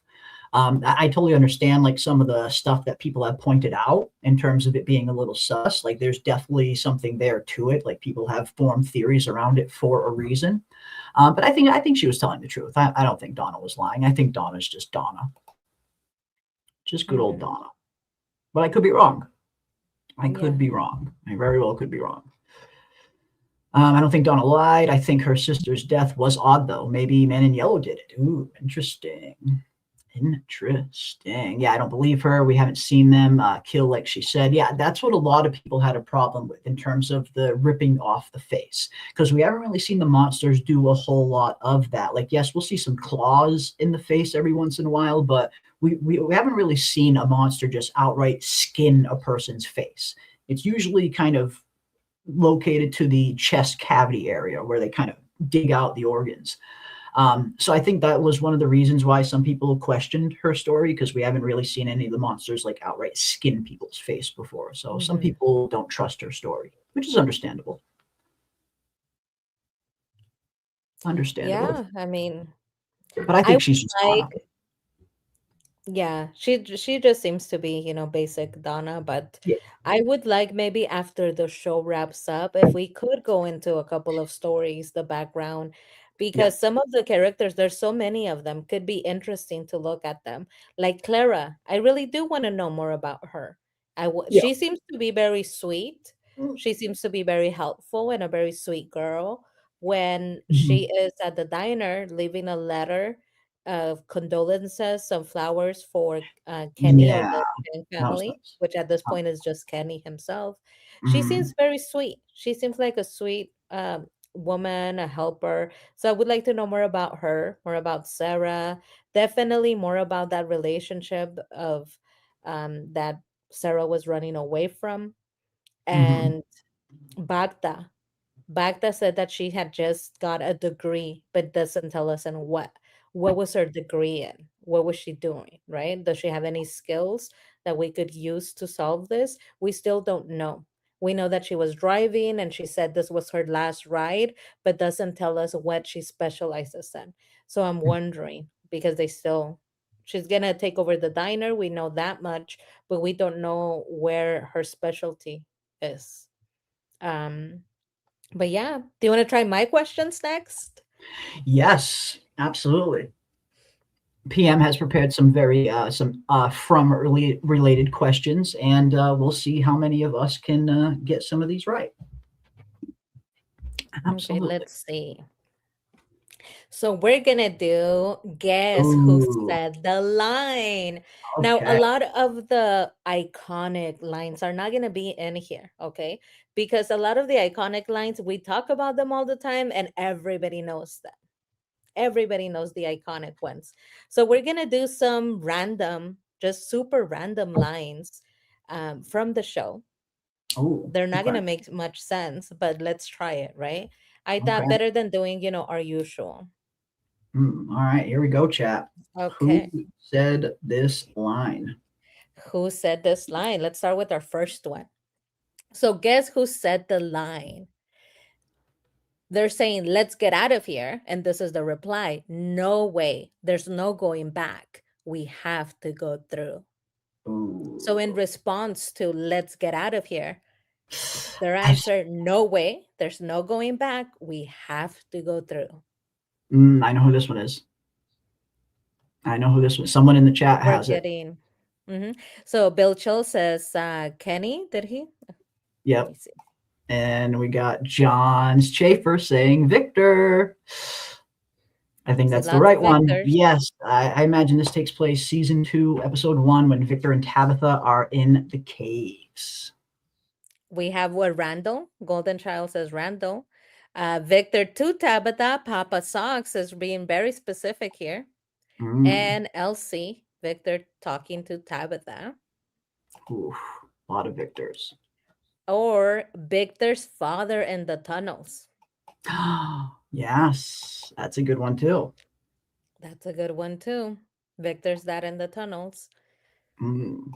And the Okay. answer is The answer is Donna. Donna said this. I'm just kidding. It was Victor.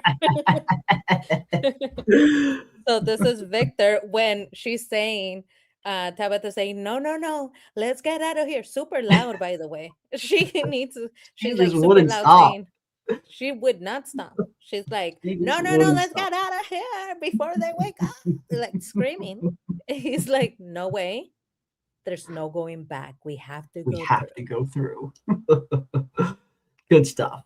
Good stuff. Love it. And I see Yeah. a lot of the chat got it right as well. Awesome stuff, chat. The Peaches said it. Bill Chill, the Peaches. Yeah. That's going to be Victor's new nickname, the Peaches. Okay, are we ready for our next one? Guess who said the line? What the fuck is a Cromonacle? What I remember the this one. I you do? remember Okay. this one. Now, Chat. Who said let's see this, if the chat? chat gets it right. Oh, we got some answers coming in. Beehive says Jade. John says Jade. Samuel says Jade. Real Cinema says Jade. Xavier says Jade. Ah, looks like people are on it. Yes, I Okay. think Jade is Are the you correct answer ready? here. Yes. Ready for the answer? Mm-hmm. The answer is Sarah. Sarah said this line to Ethan. What the fuck is a Cromonacle? No, it is Jade. Trying Jade to said stump this line. us. What the Jade. fuck is a Chromanocle? And this is something that I really enjoyed the Jade and Ethan scenes for some reason in season 1. They didn't get a lot of them, but they did have a few scenes together, like when Jade's upstairs in Victor's room showing Ethan the sign. Like they had some really kind of funny scenes, these two characters.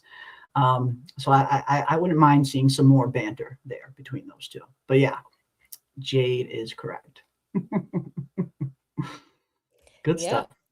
Good That stuff, is classic Jade. That's before he had any, soft side for the children. Like in the beginning, he really didn't want to hang out with Ethan. He was like, "Wouldn't you go back inside?" He says right before this, because Ethan is saying, "You shouldn't smoke.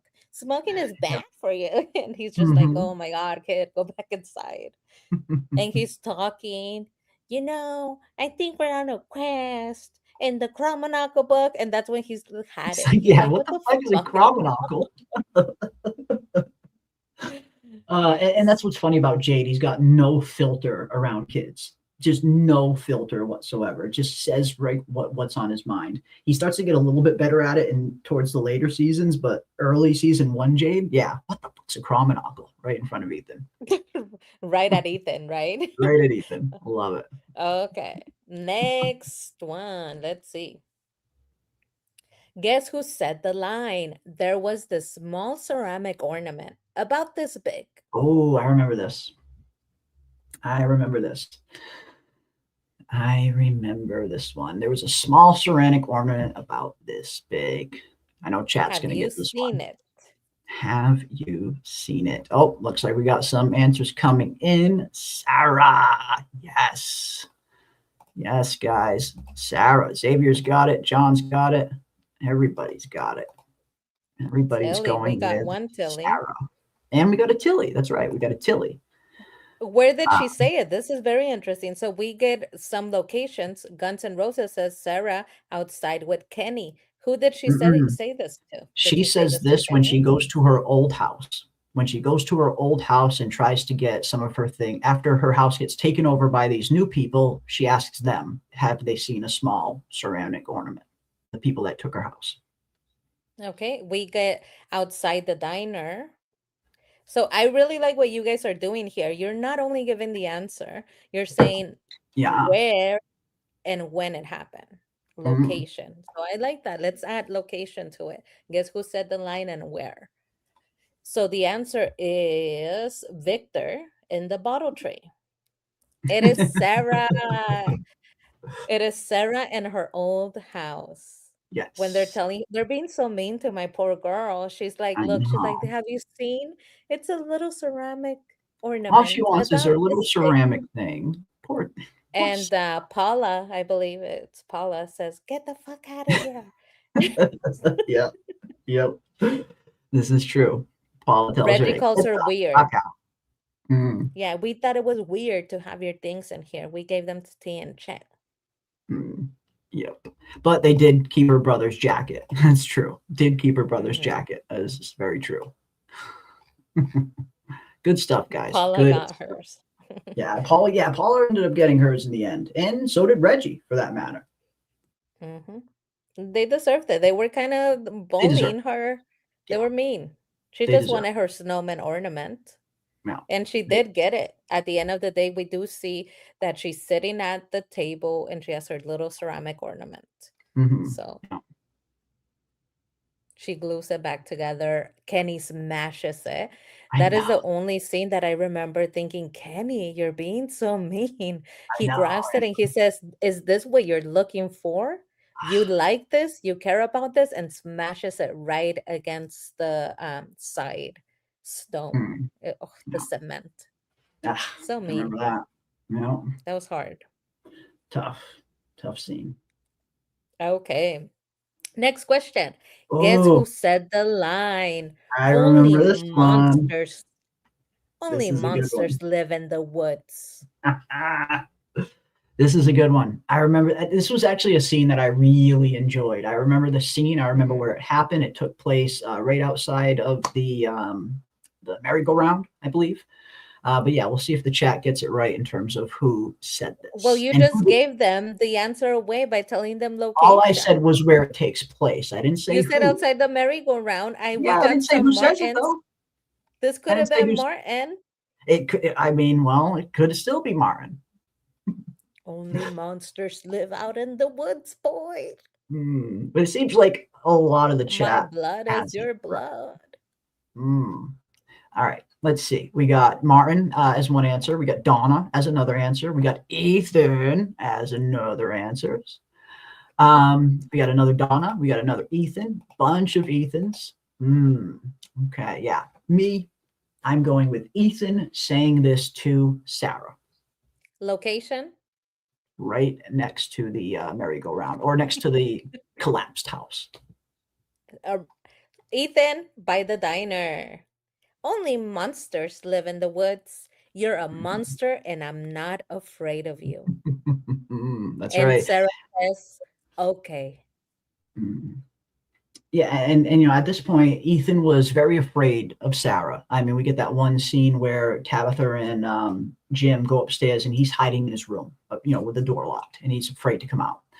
And then here we see him kind of facing his fears. This is Ethan conquering and facing his fear of Sarah, and conquering that fear. And I thought it was a good moment for his character, because at this point, Ethan was starting to kind of second guess whether he wanted to be in here. He's like, I don't want to be in this place anymore. I don't want to be on this quest anymore. I want to go home. Because when Ethan first arrived, he was kind of happy to be here. He thought this was some giant quest right from one of his stories. Like, he liked it. And then he started to realize how dangerous this place was.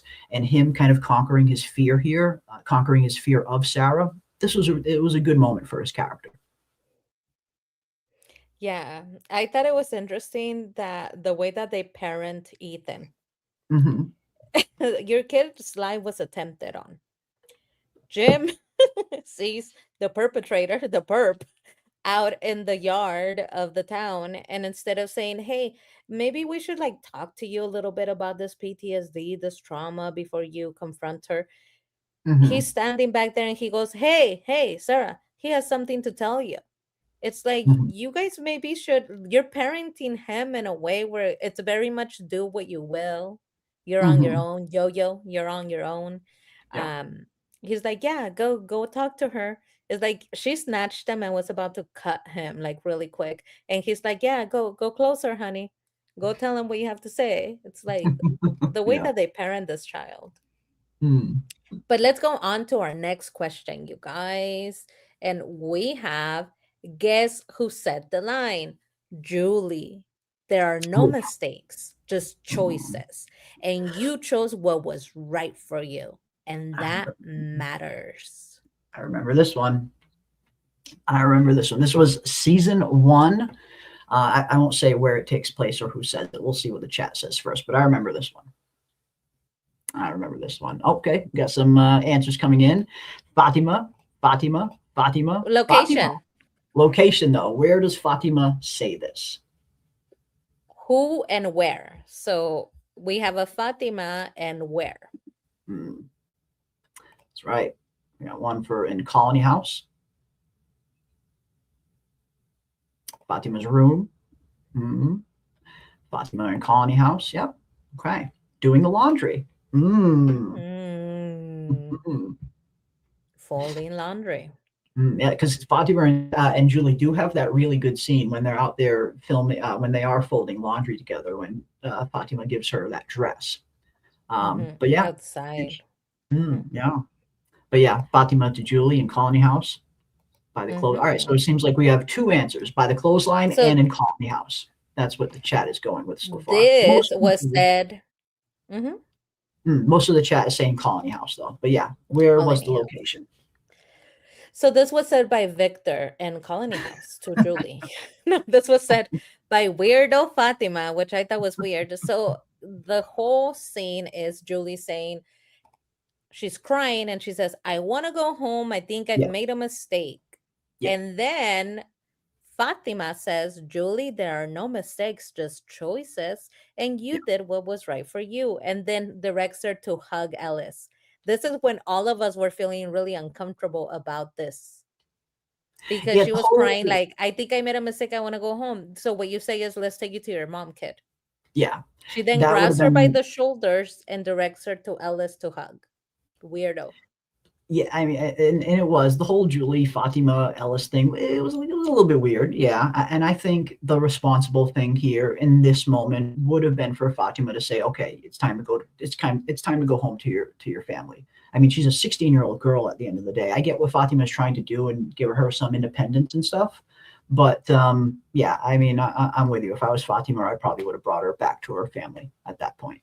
This Bring scene her was back to her just really strange family. A and little weird, I yeah, just a completely little agree. weird, Very uncomfortable very because uncomfortable.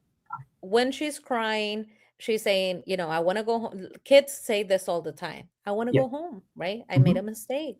Yeah. But then the fact that she's not grabbing her by the shoulders to hug her and comfort her, she's grabbing her by the shoulders to then turn her around towards Ellis, who is hugging her and then saying, "Hey, we made you a bed right here in our room." Yeah. And internet face brings Extremely up a really uncomfortable. it is uncomfortable, and Faze brings up a really good point. She's teaching her a very bad lesson here. She's teaching her that there's no such thing as a bad choice. There's no such thing as a mistake, and that is a horrible lesson to teach a young adult, someone who's becoming a young adult. She's still a teenager at this point, but that's not a lesson you want to impart onto someone. Like, yeah, mistakes do get made, and it's okay to make mistakes. You learn from mistakes. If you're learning from a mistake you made, then it's never really a mistake because you've learned something from it. So no, I'm with you, Face. I mean, it's not the best advice. It's not the best advice that she gives to Julie here. Absolutely. Absolutely. What the hell are you talking about, Fatima? There are Yeah, no mistakes. there are The, mistakes. the better lesson would have been, listen, Julie, honey, mistakes are made all the time. It's okay to make a mistake. Let's go talk to your Yes. mom. Yeah. And then you grab her by the shoulders, direct her to her mother. You don't grab her by the shoulders and direct her to your soon to be husband. Yeah. Weirdos. But okay. Hmm. Let's go to the next question. So, guess who said the line and Oh, where? Huh? You up there somewhere having a fucking laugh? yes. I love this fucking Huh? scene. If this is the scene I'm thinking about, which I think it is, I fucking love this scene. And we've actually talked about this scene many times on stream, if I'm thinking of the right one. But let's see what the chat says first.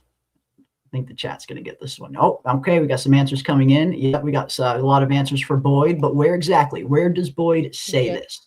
Where does Boyd say this? We got Samuel, Boyd, to God in the church. In the church. We got some more for in the church. Okay. In the Love well. it. Love it. All right. Seems like the overwhelming majority of the chat is saying Boyd in the church.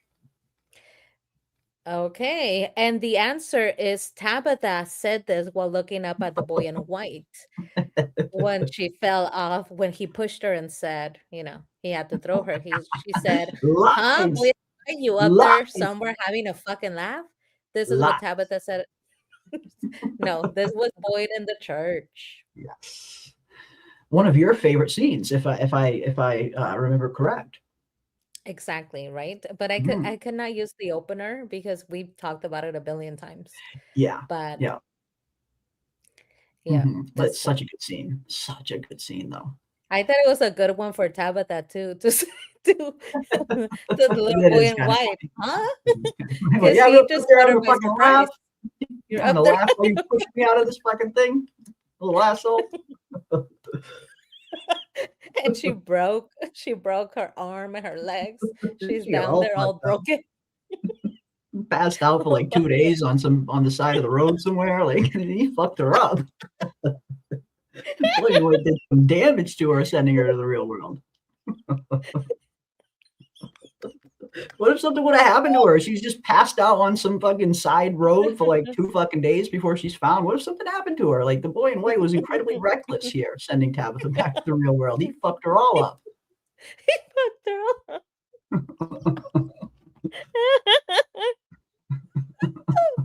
You're killing me. But yeah, I thought this was a good line she could have said to him. This is a good one. Yeah, this is a good one. Because it was so fast, you know what I mean? So it was like, huh? Like what? He's like, I'm sorry. pushed her. Huh? Yeah, Tabitha the Gerbil is fuck surviving that fall.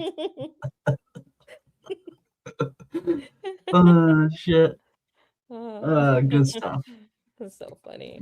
Yeah, he said sorry. Yeah, it was forgiven. All's forgiven. He said sorry. Okay, let's go Ooh, on to our next ooh, one. So guess who this is said a this line and this is a where? good one. They're all gonna die screaming. You're just prolonging their pain, Boyd. They're all gonna die. This is one of my favorite scenes. I will say My this. This blood is is your in blood. season 2. This is a season 2 finale scene, and that's all I'll say. This is such a good scene. I see somebody. Yep, people are already starting to put their answers in, and St. Martin. let's see.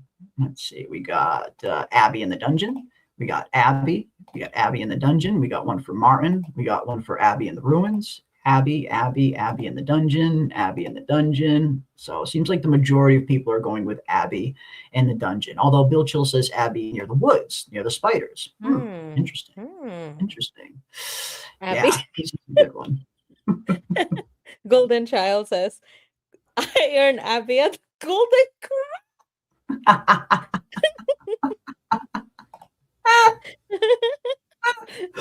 Good stuff. Good stuff. Well, But yes, the answer for this one. The answer for Abby. this one is Martin in the diner. It is Abby in the ruins. This was such a good scene, man. This was I really enjoyed season 2. I know not everybody did when season 2 was airing. I know there was some kind of like mixed reviews, but I like season 2. I thought season 2 was really good. I thought this scene in particular was pretty good.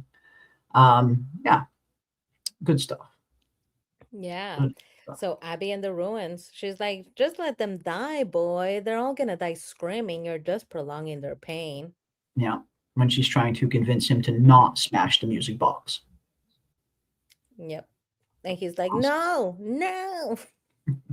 Okay. Next question. Guess who said the line and where? Oof. Location. So she was quite a character. She'd kick the teeth off a bear. Love it.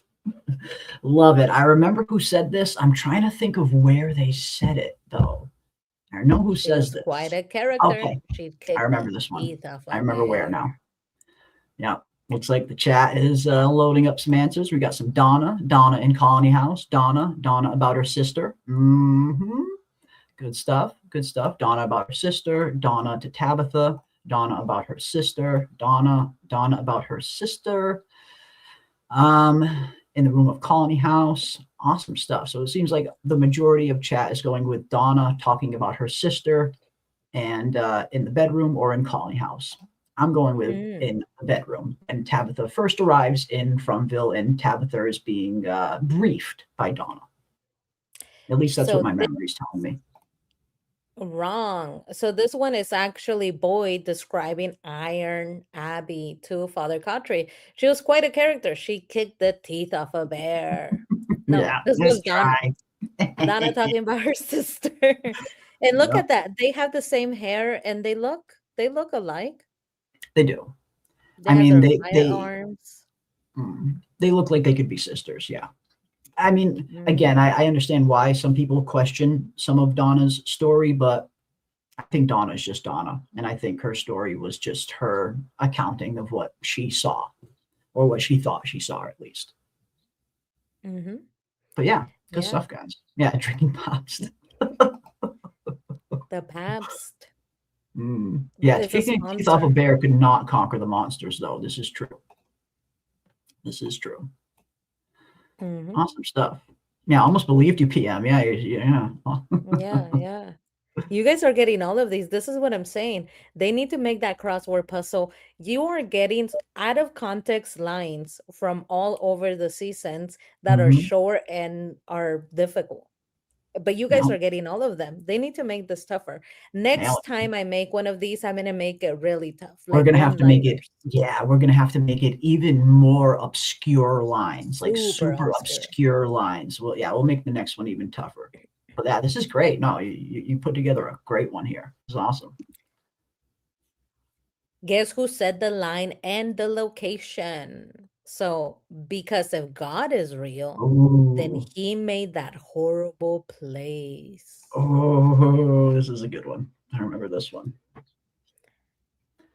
So, who said it and in what location? Because if God is real, then he made that horrible place, Boyd. We got a few answers coming in. Tabitha to Henry in the car, Tabitha to the priest during the confession, Tabitha in the church. Awesome. Another one for Tabitha in the church. I like it. Tabitha in the real world, Tabitha in Camden, Maine. We got an I don't know. Tabitha in Maine. Okay, so we got a lot of Tabitha. When in you guys Maine say church, or is that Tabitha. outside world church or inside church? Cotton church. Tabitha, yeah. I think they mean Tabitha at the church in Maine, in the real world. To the priest in the real world. Okay. Alrighty. And So the correct this answer.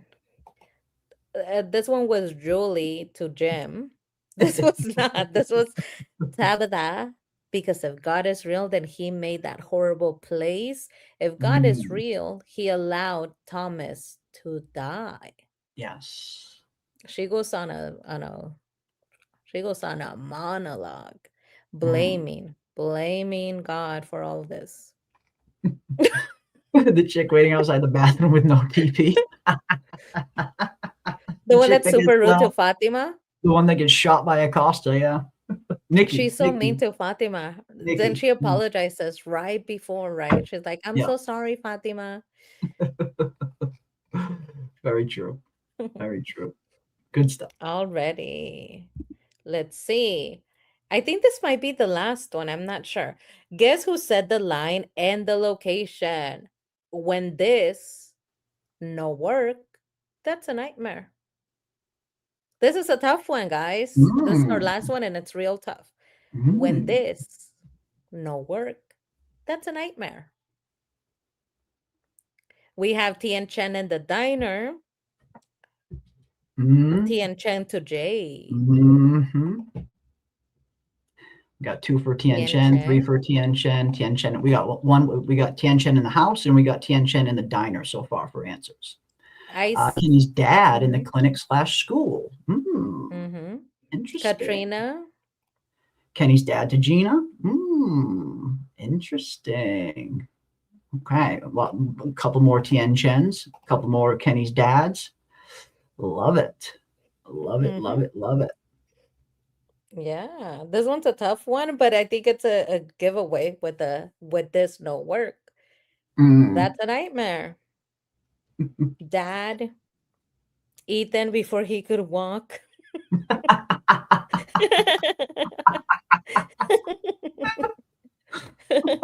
That's it. Correct answer right there. Another one for Father Lou in the basement. So we got a lot for Father Lou, and we have a lot for Tien Chen. Tien Chen in the diner and Father Lou in the basement seems to be the 2 most popular answers. 50-50. 50-50. So all of you guys are wrong. This was Acosta pointing to the keys that couldn't open the lock that she put on Tabitha's arm. When this no work, that's a nightmare. And she took off. This is Acosta to Tabitha. No, there it is. This is Kenny's dad. And he's talking about his mind, pointing to his little head. When this no work, that's a nightmare.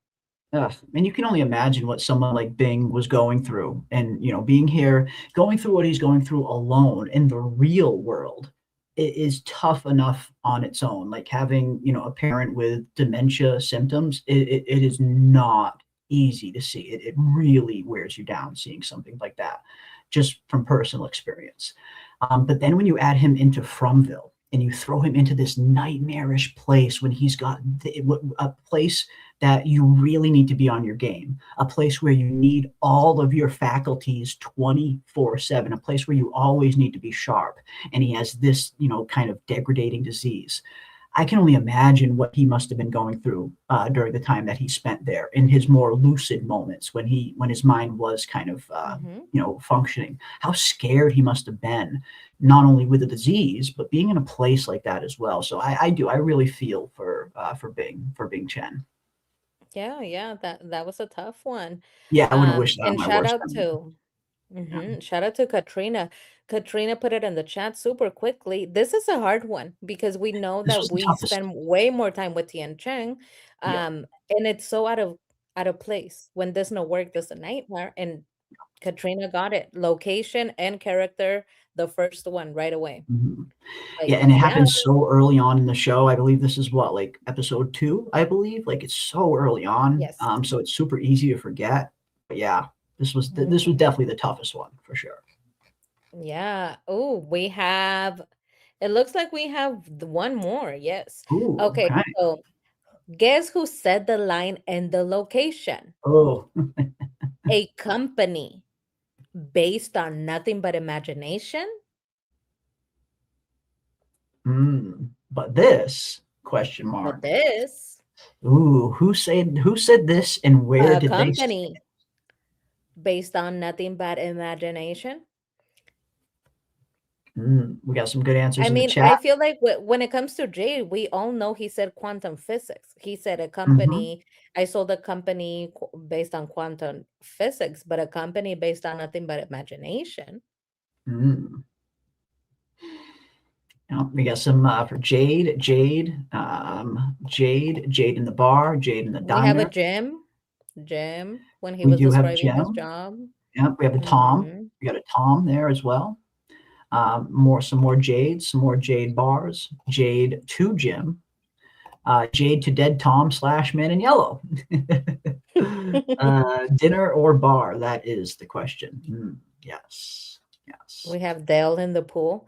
I should have put some of Dale's monologue. You're gonna Mm. be here twiddling your thumbs. Because crass exit dialogue.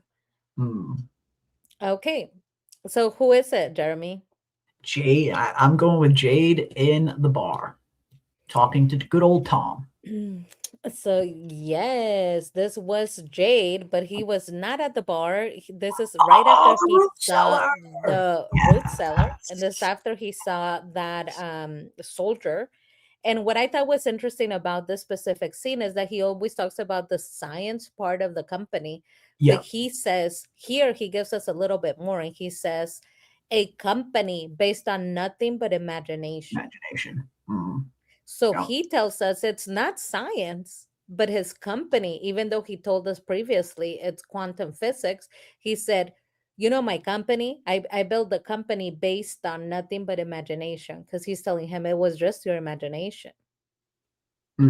So what really is his company?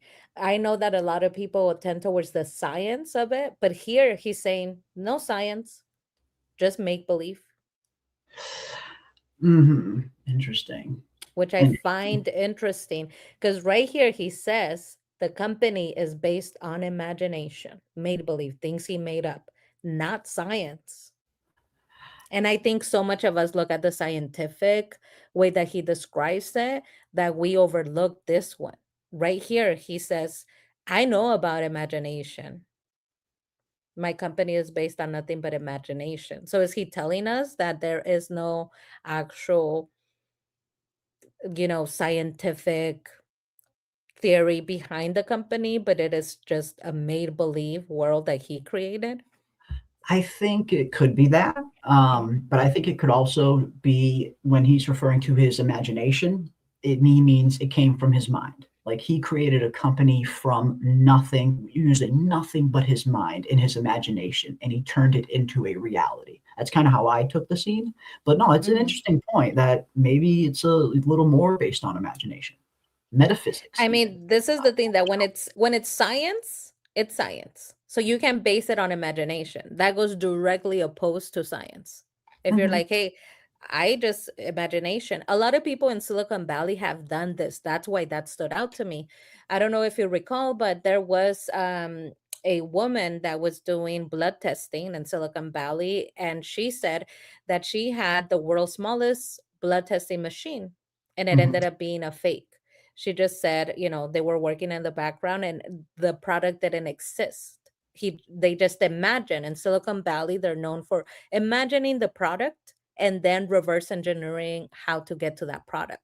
But they will sell you on this product before they even have it. That is how you get AI, where you're not really talking to AI, you're talking to a call center in India who's responding, pretending to be the AI because they don't still have the AI. They sell Theranos Labs. They sell you a product that they have imagined, but they don't have the how to behind it. Elizabeth Holmes, yes. But let's go to our next question, right? So when he said that, it just stood out to me because this is a lot of what Silicon Valley does. They will tell you, I am selling you a product based on scientific evidence that this works. They will sell you the product. And guess what? People buy the product, they invest in the product. It's not until later that you discovered what you purchased was not the product, it was their imagination.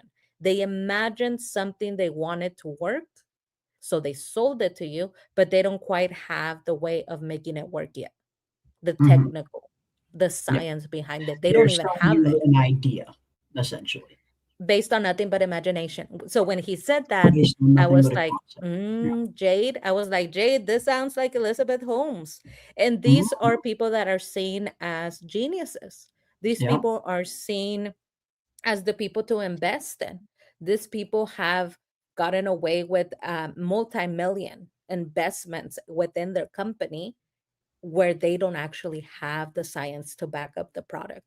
And they will tell you it's patent pending. I cannot show you. I cannot show you how it works. Just trust me, this works. And they will sell it. So it just stood out to me because Jade, if you look at it, Jade could potentially have done that. You sell a company you have no actual product for. They've done it a billion times. I think that's a super interesting concept too, because yes, we hear him talking about this whole, this quantum mechanics company that he was working on. And then we hear this, and, you bring up a really good point. We've seen this thing happen how many times in Silicon Valley, where this concept will get off the ground, they'll get investors, and you're really just investing in a concept, an idea, an imagination without any real data behind it yet. So no, I think that's an interesting possibility that maybe Jade is doing something similar. Exactly, because he describes it very different when describes it very different, 2 different times. That those are opposites, okay? Those are clearly opposites. And this scene, it strikes me as he would be more honest because he is being pushed to the brink. So they show that he sees the soldier. Kenny then says, listen, I think it's just your imagination is getting the best of you. There is nothing there. He freaks out and then he says, you want to talk about imagination?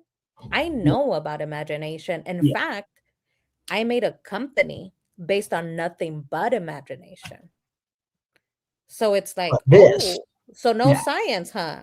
So no science. So you're telling me like nothing but imagination. That means that you didn't use any scientific guided theology behind anything. Like you just imagine, like all of those people do, imagine the outcome, sell the outcome, make millions, and then reverse engineer to get to that point, which is what he could have been doing, right? That is exactly how things work in Silicon Valley. Just recently, a lot of people that were talking to AI, and this is an AI that was invested millions in. People invested millions and they were making it part of their company's infrastructure because every company wants to have an AI chatbot that can chat with you about their products and services. So companies were working with this. A lot of people said, I feel like I'm talking to someone, to a person sometimes. And they're like, that's great. That means the AI really, the chat bot is working. They discovered that there was no AI. There was a call center in India with people pretending to be the AI. So when you felt like you were talking to someone and you felt like they were getting annoyed with you, they were. They were, because it was like in a call center a person. saying, so when they were sounding a little bit too annoyed, guess what? They were. They were. Exactly. It's hilarious. But I mean, just Tinfoil theory. Hmm. Jade's company is just a Silicon Valley company like Theranos. Yeah, could be. Could be. I like it. I like it. Because think of here I am. I am not letting go of this, right? But think about this.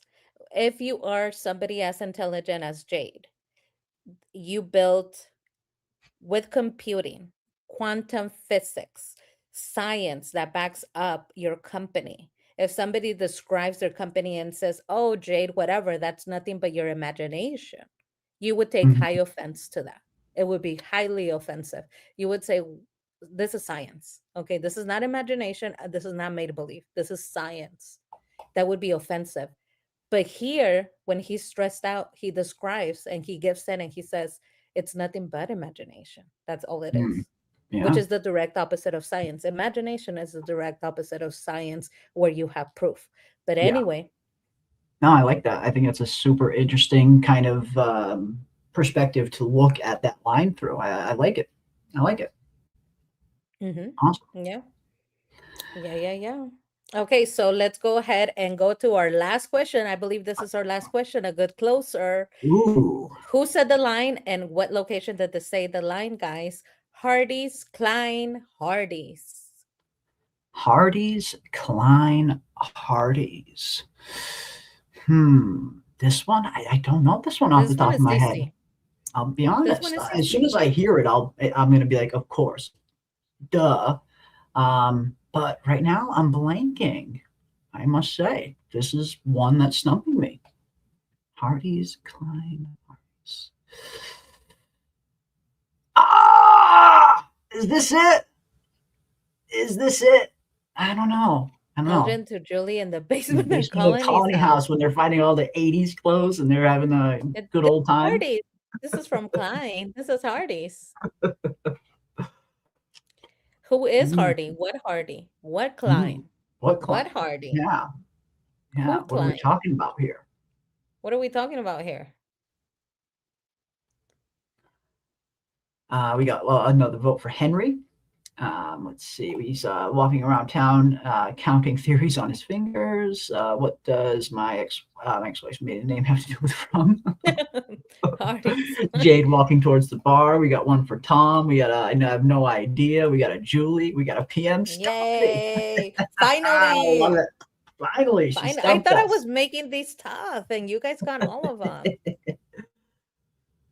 Jade, Tom, Jade. So all different kind of manner of answers here in this one. We've got Tom when discussing philosophy. We got another one from Elgin. So a lot of different answers in the chat on this one. What is your answer, Mr. Icefire? You stumped me. This is one that stumped me. This is definitely one that stumped me. But if I had to go with anything, I'd probably go with the Julie and Elgin thing in the basement. That one sounds kind of vaguely familiar, but I could be wrong. Talking about the 80s fashion, is it? Maybe. Yeah. I could be wrong, though. Okay. I got you guys. I'm glad. Okay, next time I'm going to make them super extra hard. But yeah, this is actually harder. Yeah. Definitely make But this was fun. Yeah. So much fun. Okay, so this Fatima, we got one Fatima. Okay, so this was actually Henry when Henry tells Tabitha, I'm gonna call the police on you. And then the police show up and he's like, oh, it's fine. The crazy lady left. I'm gonna get you a dozen donuts from Hardee's or Klein, maybe Hardee's. Do you remember that? I remember that scene now, yeah. And wrong, you do not remember that scene because that scene doesn't exist. I remember the scene of I remember the scene of Henry talking to the police. I don't remember what he said. I remember the scene of Henry talking to the police at his door, but I don't remember the dialogue. Good save. Hardee's, Klein, Hardee's. So it was Jade. Okay. Katrina, once again, I'm telling you, Katrina. Exactly. This was walking around talking about the theories, the scientific theories, and it was Jade. Awesome stuff. Awesome stuff. Yeah, that one stumped me. That one definitely stumped me. I love how you said, I remember that. I'm like, you do not remember that. Well, no, I remember that never scene. happened. I don't remember the dialogue, but I do remember that scene. Henry going to the door and talking to the police officers. That I remember. But no, yeah, no, this one stumped me. Stumped most of us. Awesome stuff. Yay. Awesome stuffed. And yeah, I mean, we've Yay. watched the show probably anywhere from 20 to 50 times. Every episode, probably 20 to 50 times, maybe even more. But you never know. You know, it's so easy to get stumped on little random stuff like this. So this was good. I think this was a good gauge in terms of how hard we make the questions next time. Exactly. But this Because the was chat so killed it. much fun, you guys. This was fun. This was This was so much really fun. Yeah, fun. great job, PM. This was Like, such a good one. yeah. And you guys got all of them. It's tiny. I try to make them as short as possible too. Mhm. And you guys got all of them. It's a good one. Was this before he stole Clara's bike? Ooh, good question. I think it's right after he steals Clara's bike, actually. I think he steals Clara's bike and then goes there after, right afterwards, actually. So I think it's right after he steals the bike. Mm-hmm. Awesome stuff. Awesome Yeah, some people stuff. fell for my donut script, right? Yeah. I owe you a dozen from Hardee's. That was fun. That was fun. And yeah, I mean, we just, we like to switch stuff up every once in a while. I mean, we love talking, season 4 predictions and theories and all that stuff, which we will be doing plenty of throughout season 4. But one thing that we always like doing every once in a while here on this channel is switching it up, doing some stuff that maybe, other channels aren't doing or stuff that we don't do too often.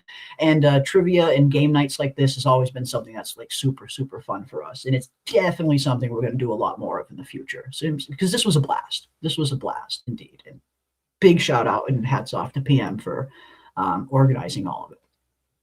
Yeah, I'm gonna do guess the item because Guess the I item. love this one. So next we're gonna do even more obscure lines. So guess the line, but we're gonna do one where you're gonna guess the item. I'm gonna show you a picture and remove something from the scene, and you're gonna have to guess what it was. What the What item that is. empty Yeah. spot was. Okay. For example, in Smiley's birth, maybe I'll remove naked Smiley from the middle, and you have to guess what's missing from this shot. That'll be fun. That'll be really fun. What's missing from this shot, and we'll remove something from some interesting shots and see if we can stump the chat.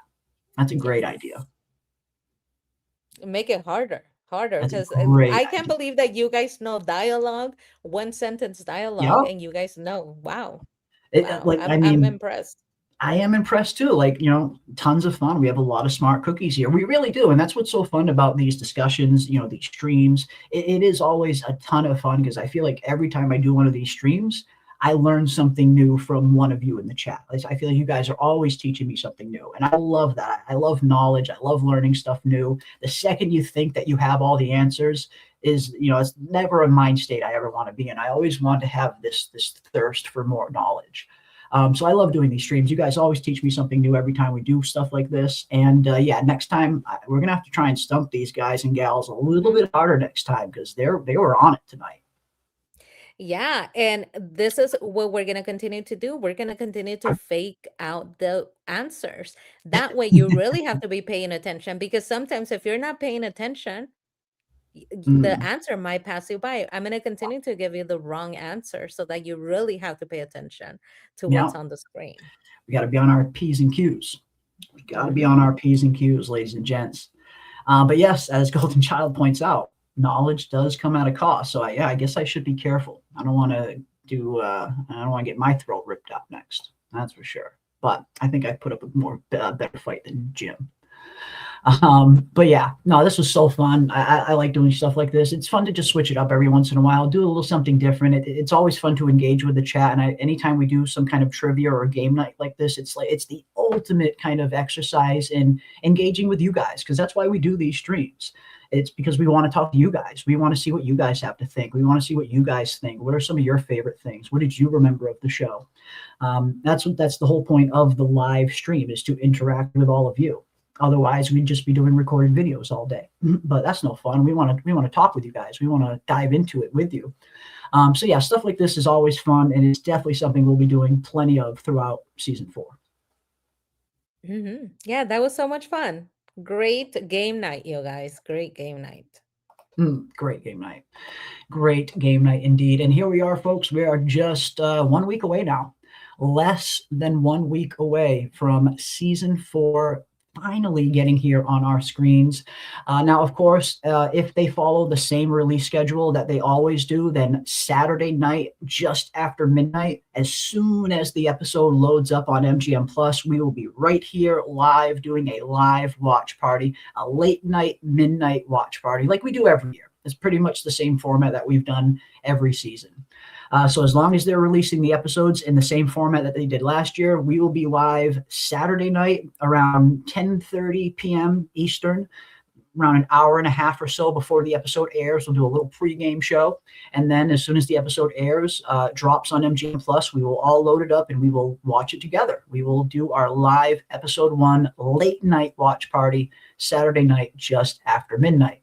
And if anyone who can't make that, will also be live on Sunday nights as well. And Raven and I are also going to be doing Wednesday or Thursday night streams as well. So we're going to be doing tons of streams, tons of videos, tons of episode breakdowns. And we very much look forward to diving into all of this craziness with each and every one of you. But man, here we go, PM. 1 week, less than a week. Mm-hmm. It's right around the corner, right around the corner. I cannot wait.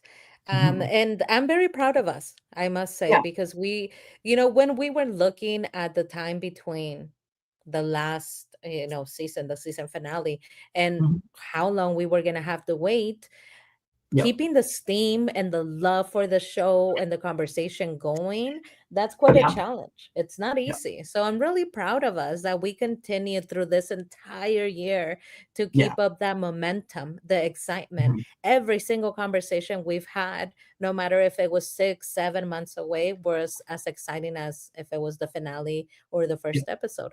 So I can't believe that we pulled it off to keep the momentum and the excitement, even though we are talking about the same thing over and over and over.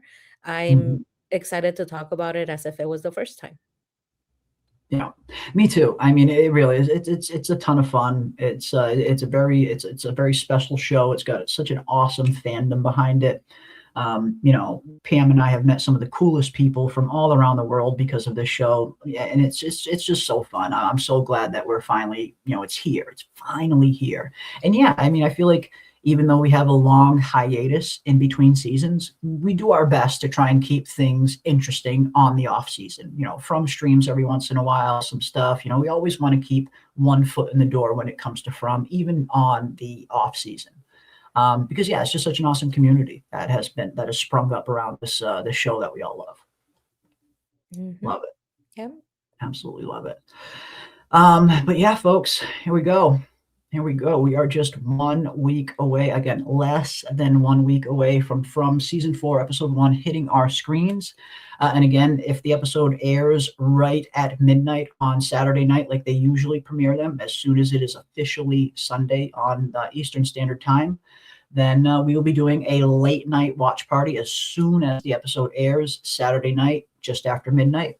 But if not, we will definitely be doing live on Sunday night as well, an encore watch party and after show discussion. But yeah, I can't wait. Less than a week now. I imagine this, I'm hoping that this week's going to go by fairly quick. And before we know it, we're going to be diving into episode 1 of season 4. Yeah, and Golden Child has a really good question for you, Jeremy. Is this your final stream before season 4? That is a very good question.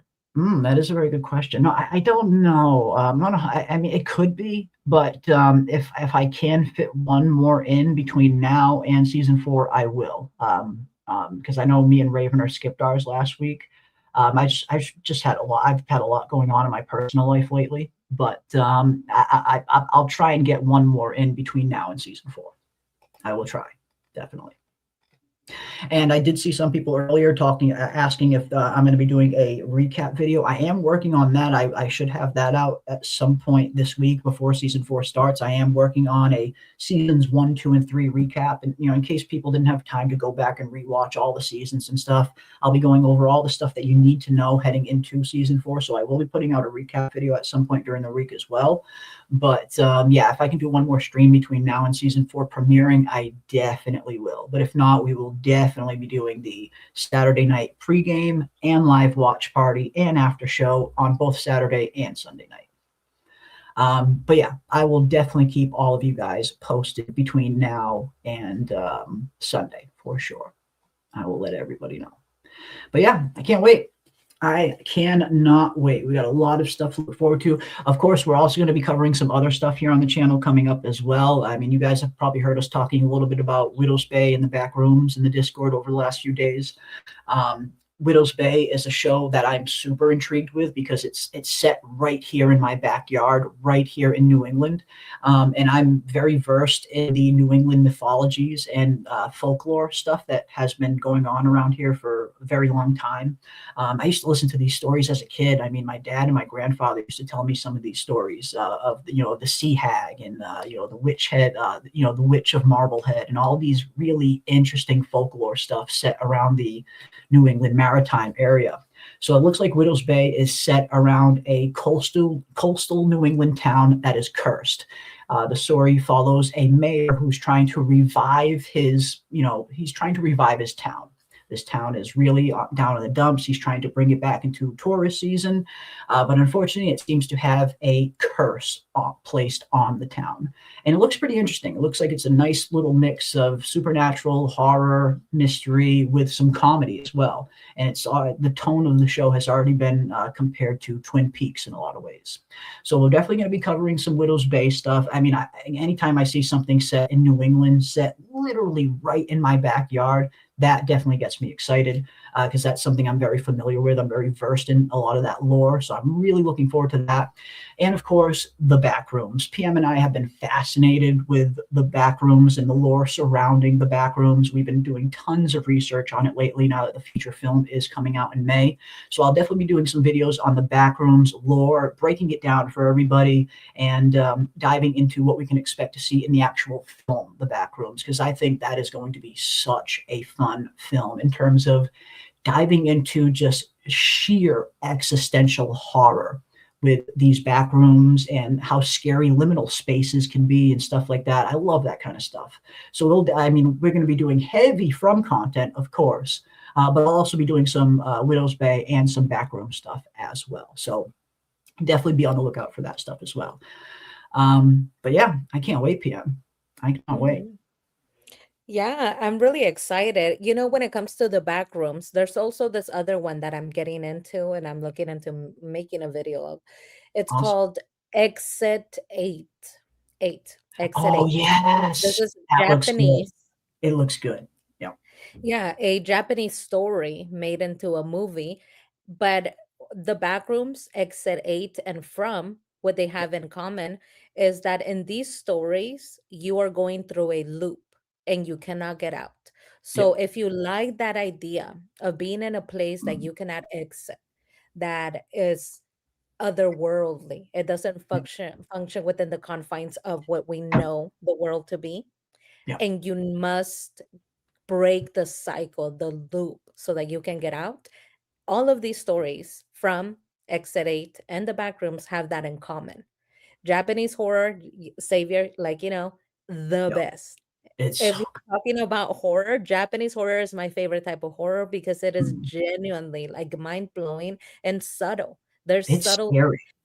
It's like It's legit terrifying scary. because it's subtle. It's not Yeah. in your face. It's not gory. It's It's not about that. It's psychological. about liminal spaces, existential dread, life and death, real life and death, or what could be worse, like Randall says. There are things that are worse than death, and it's the exploration of those things. So, Exit 8, you're also stuck in a loop, and you must discover anomalies as you're going through the loop to Mhm. get to Exit 8 in the Mhm. station. If you can manage that, you can leave. You may be able to leave. But in order Mhm. for you to get there, you have to go through all sorts of anomalies. So things Mhm. that are going to be changing at a place, right? It's Yeah. also a video game, which I've never been interested in video games. But when I heard about that one, I'm like, I might want to play that. That sounds really fun. Just like the Backrooms. They made the Backrooms into a video game too. Really? Yeah. That sounds really fun. Like just like trying to look at clues and It's theorize 200 how. different levels you have to get through. Apparently, like the video games version of the Backrooms, it's 200 levels you have to get through each level, and each level is like a different theme. Like first you have the main Backrooms, all the yellow wallpaper, then you get into like the pool one, the grocery store one, like 200 different levels apparently it has. Yeah, I didn't know that there was this genre that was so like Yeah, so much of what I'm interested in. I love it. don't know even how to hold a remote control. Like I've never even played a video game. But I was thinking, like, would people want to watch somebody that knows nothing try and fail? I think it would be fun. I I think think that'd it'd be be super fun. funny. I think I it'd be think it would be super so fun. funny.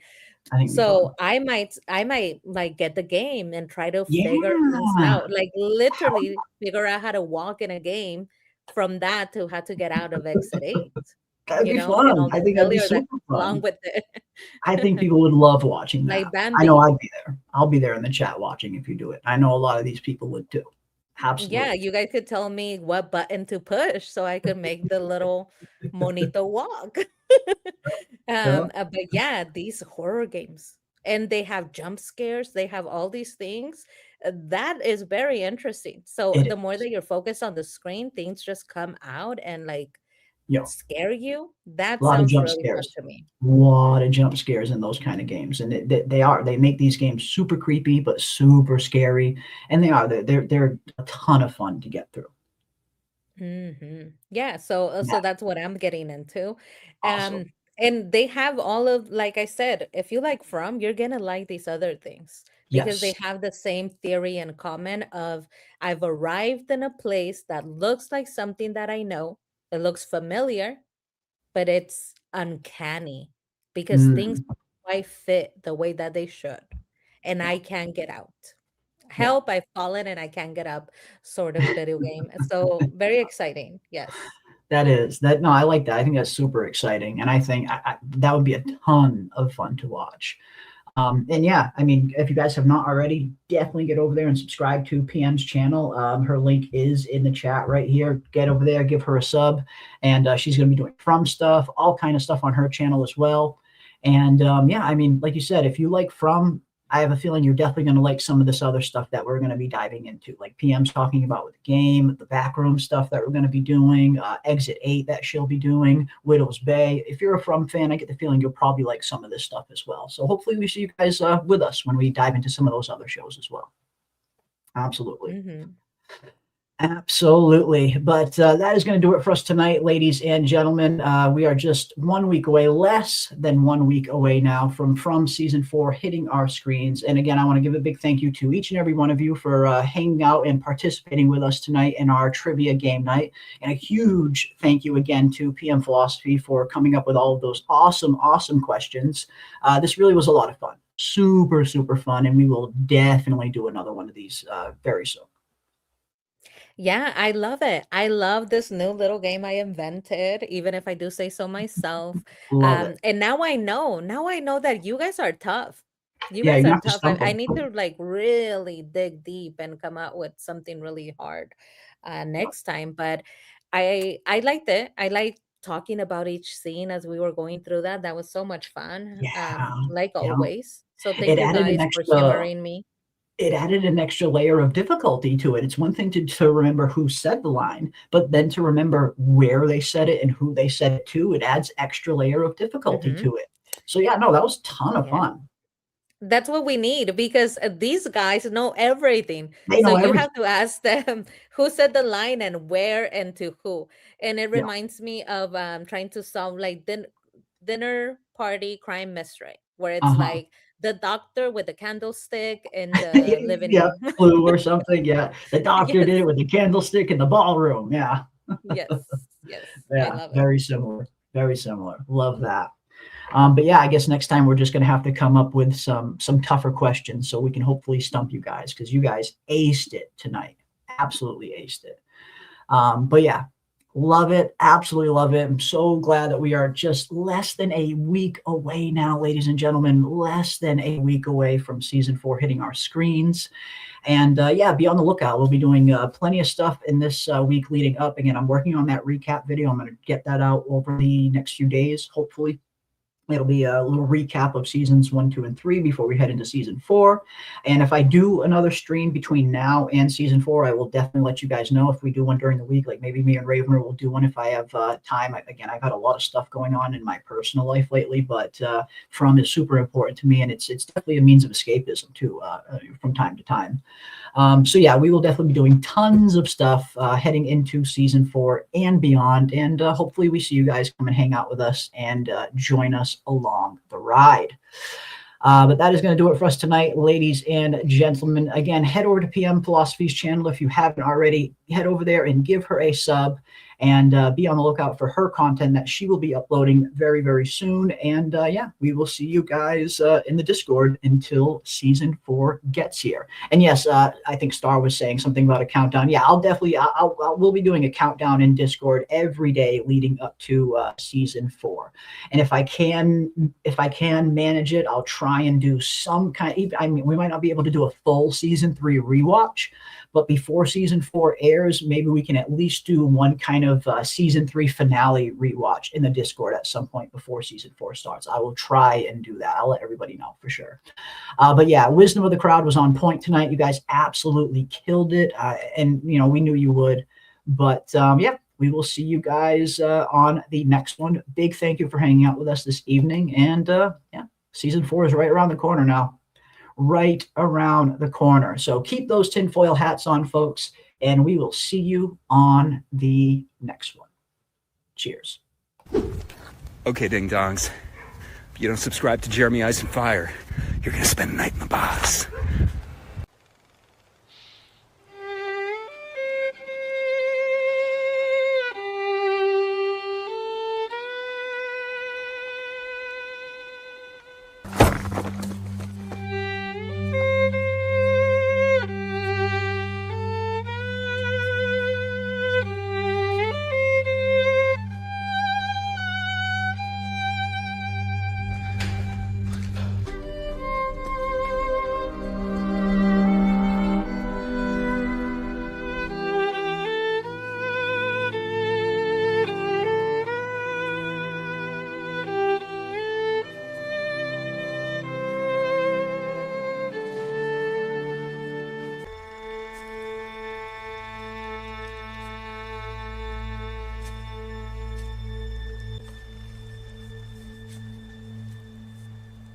Aren't Cooey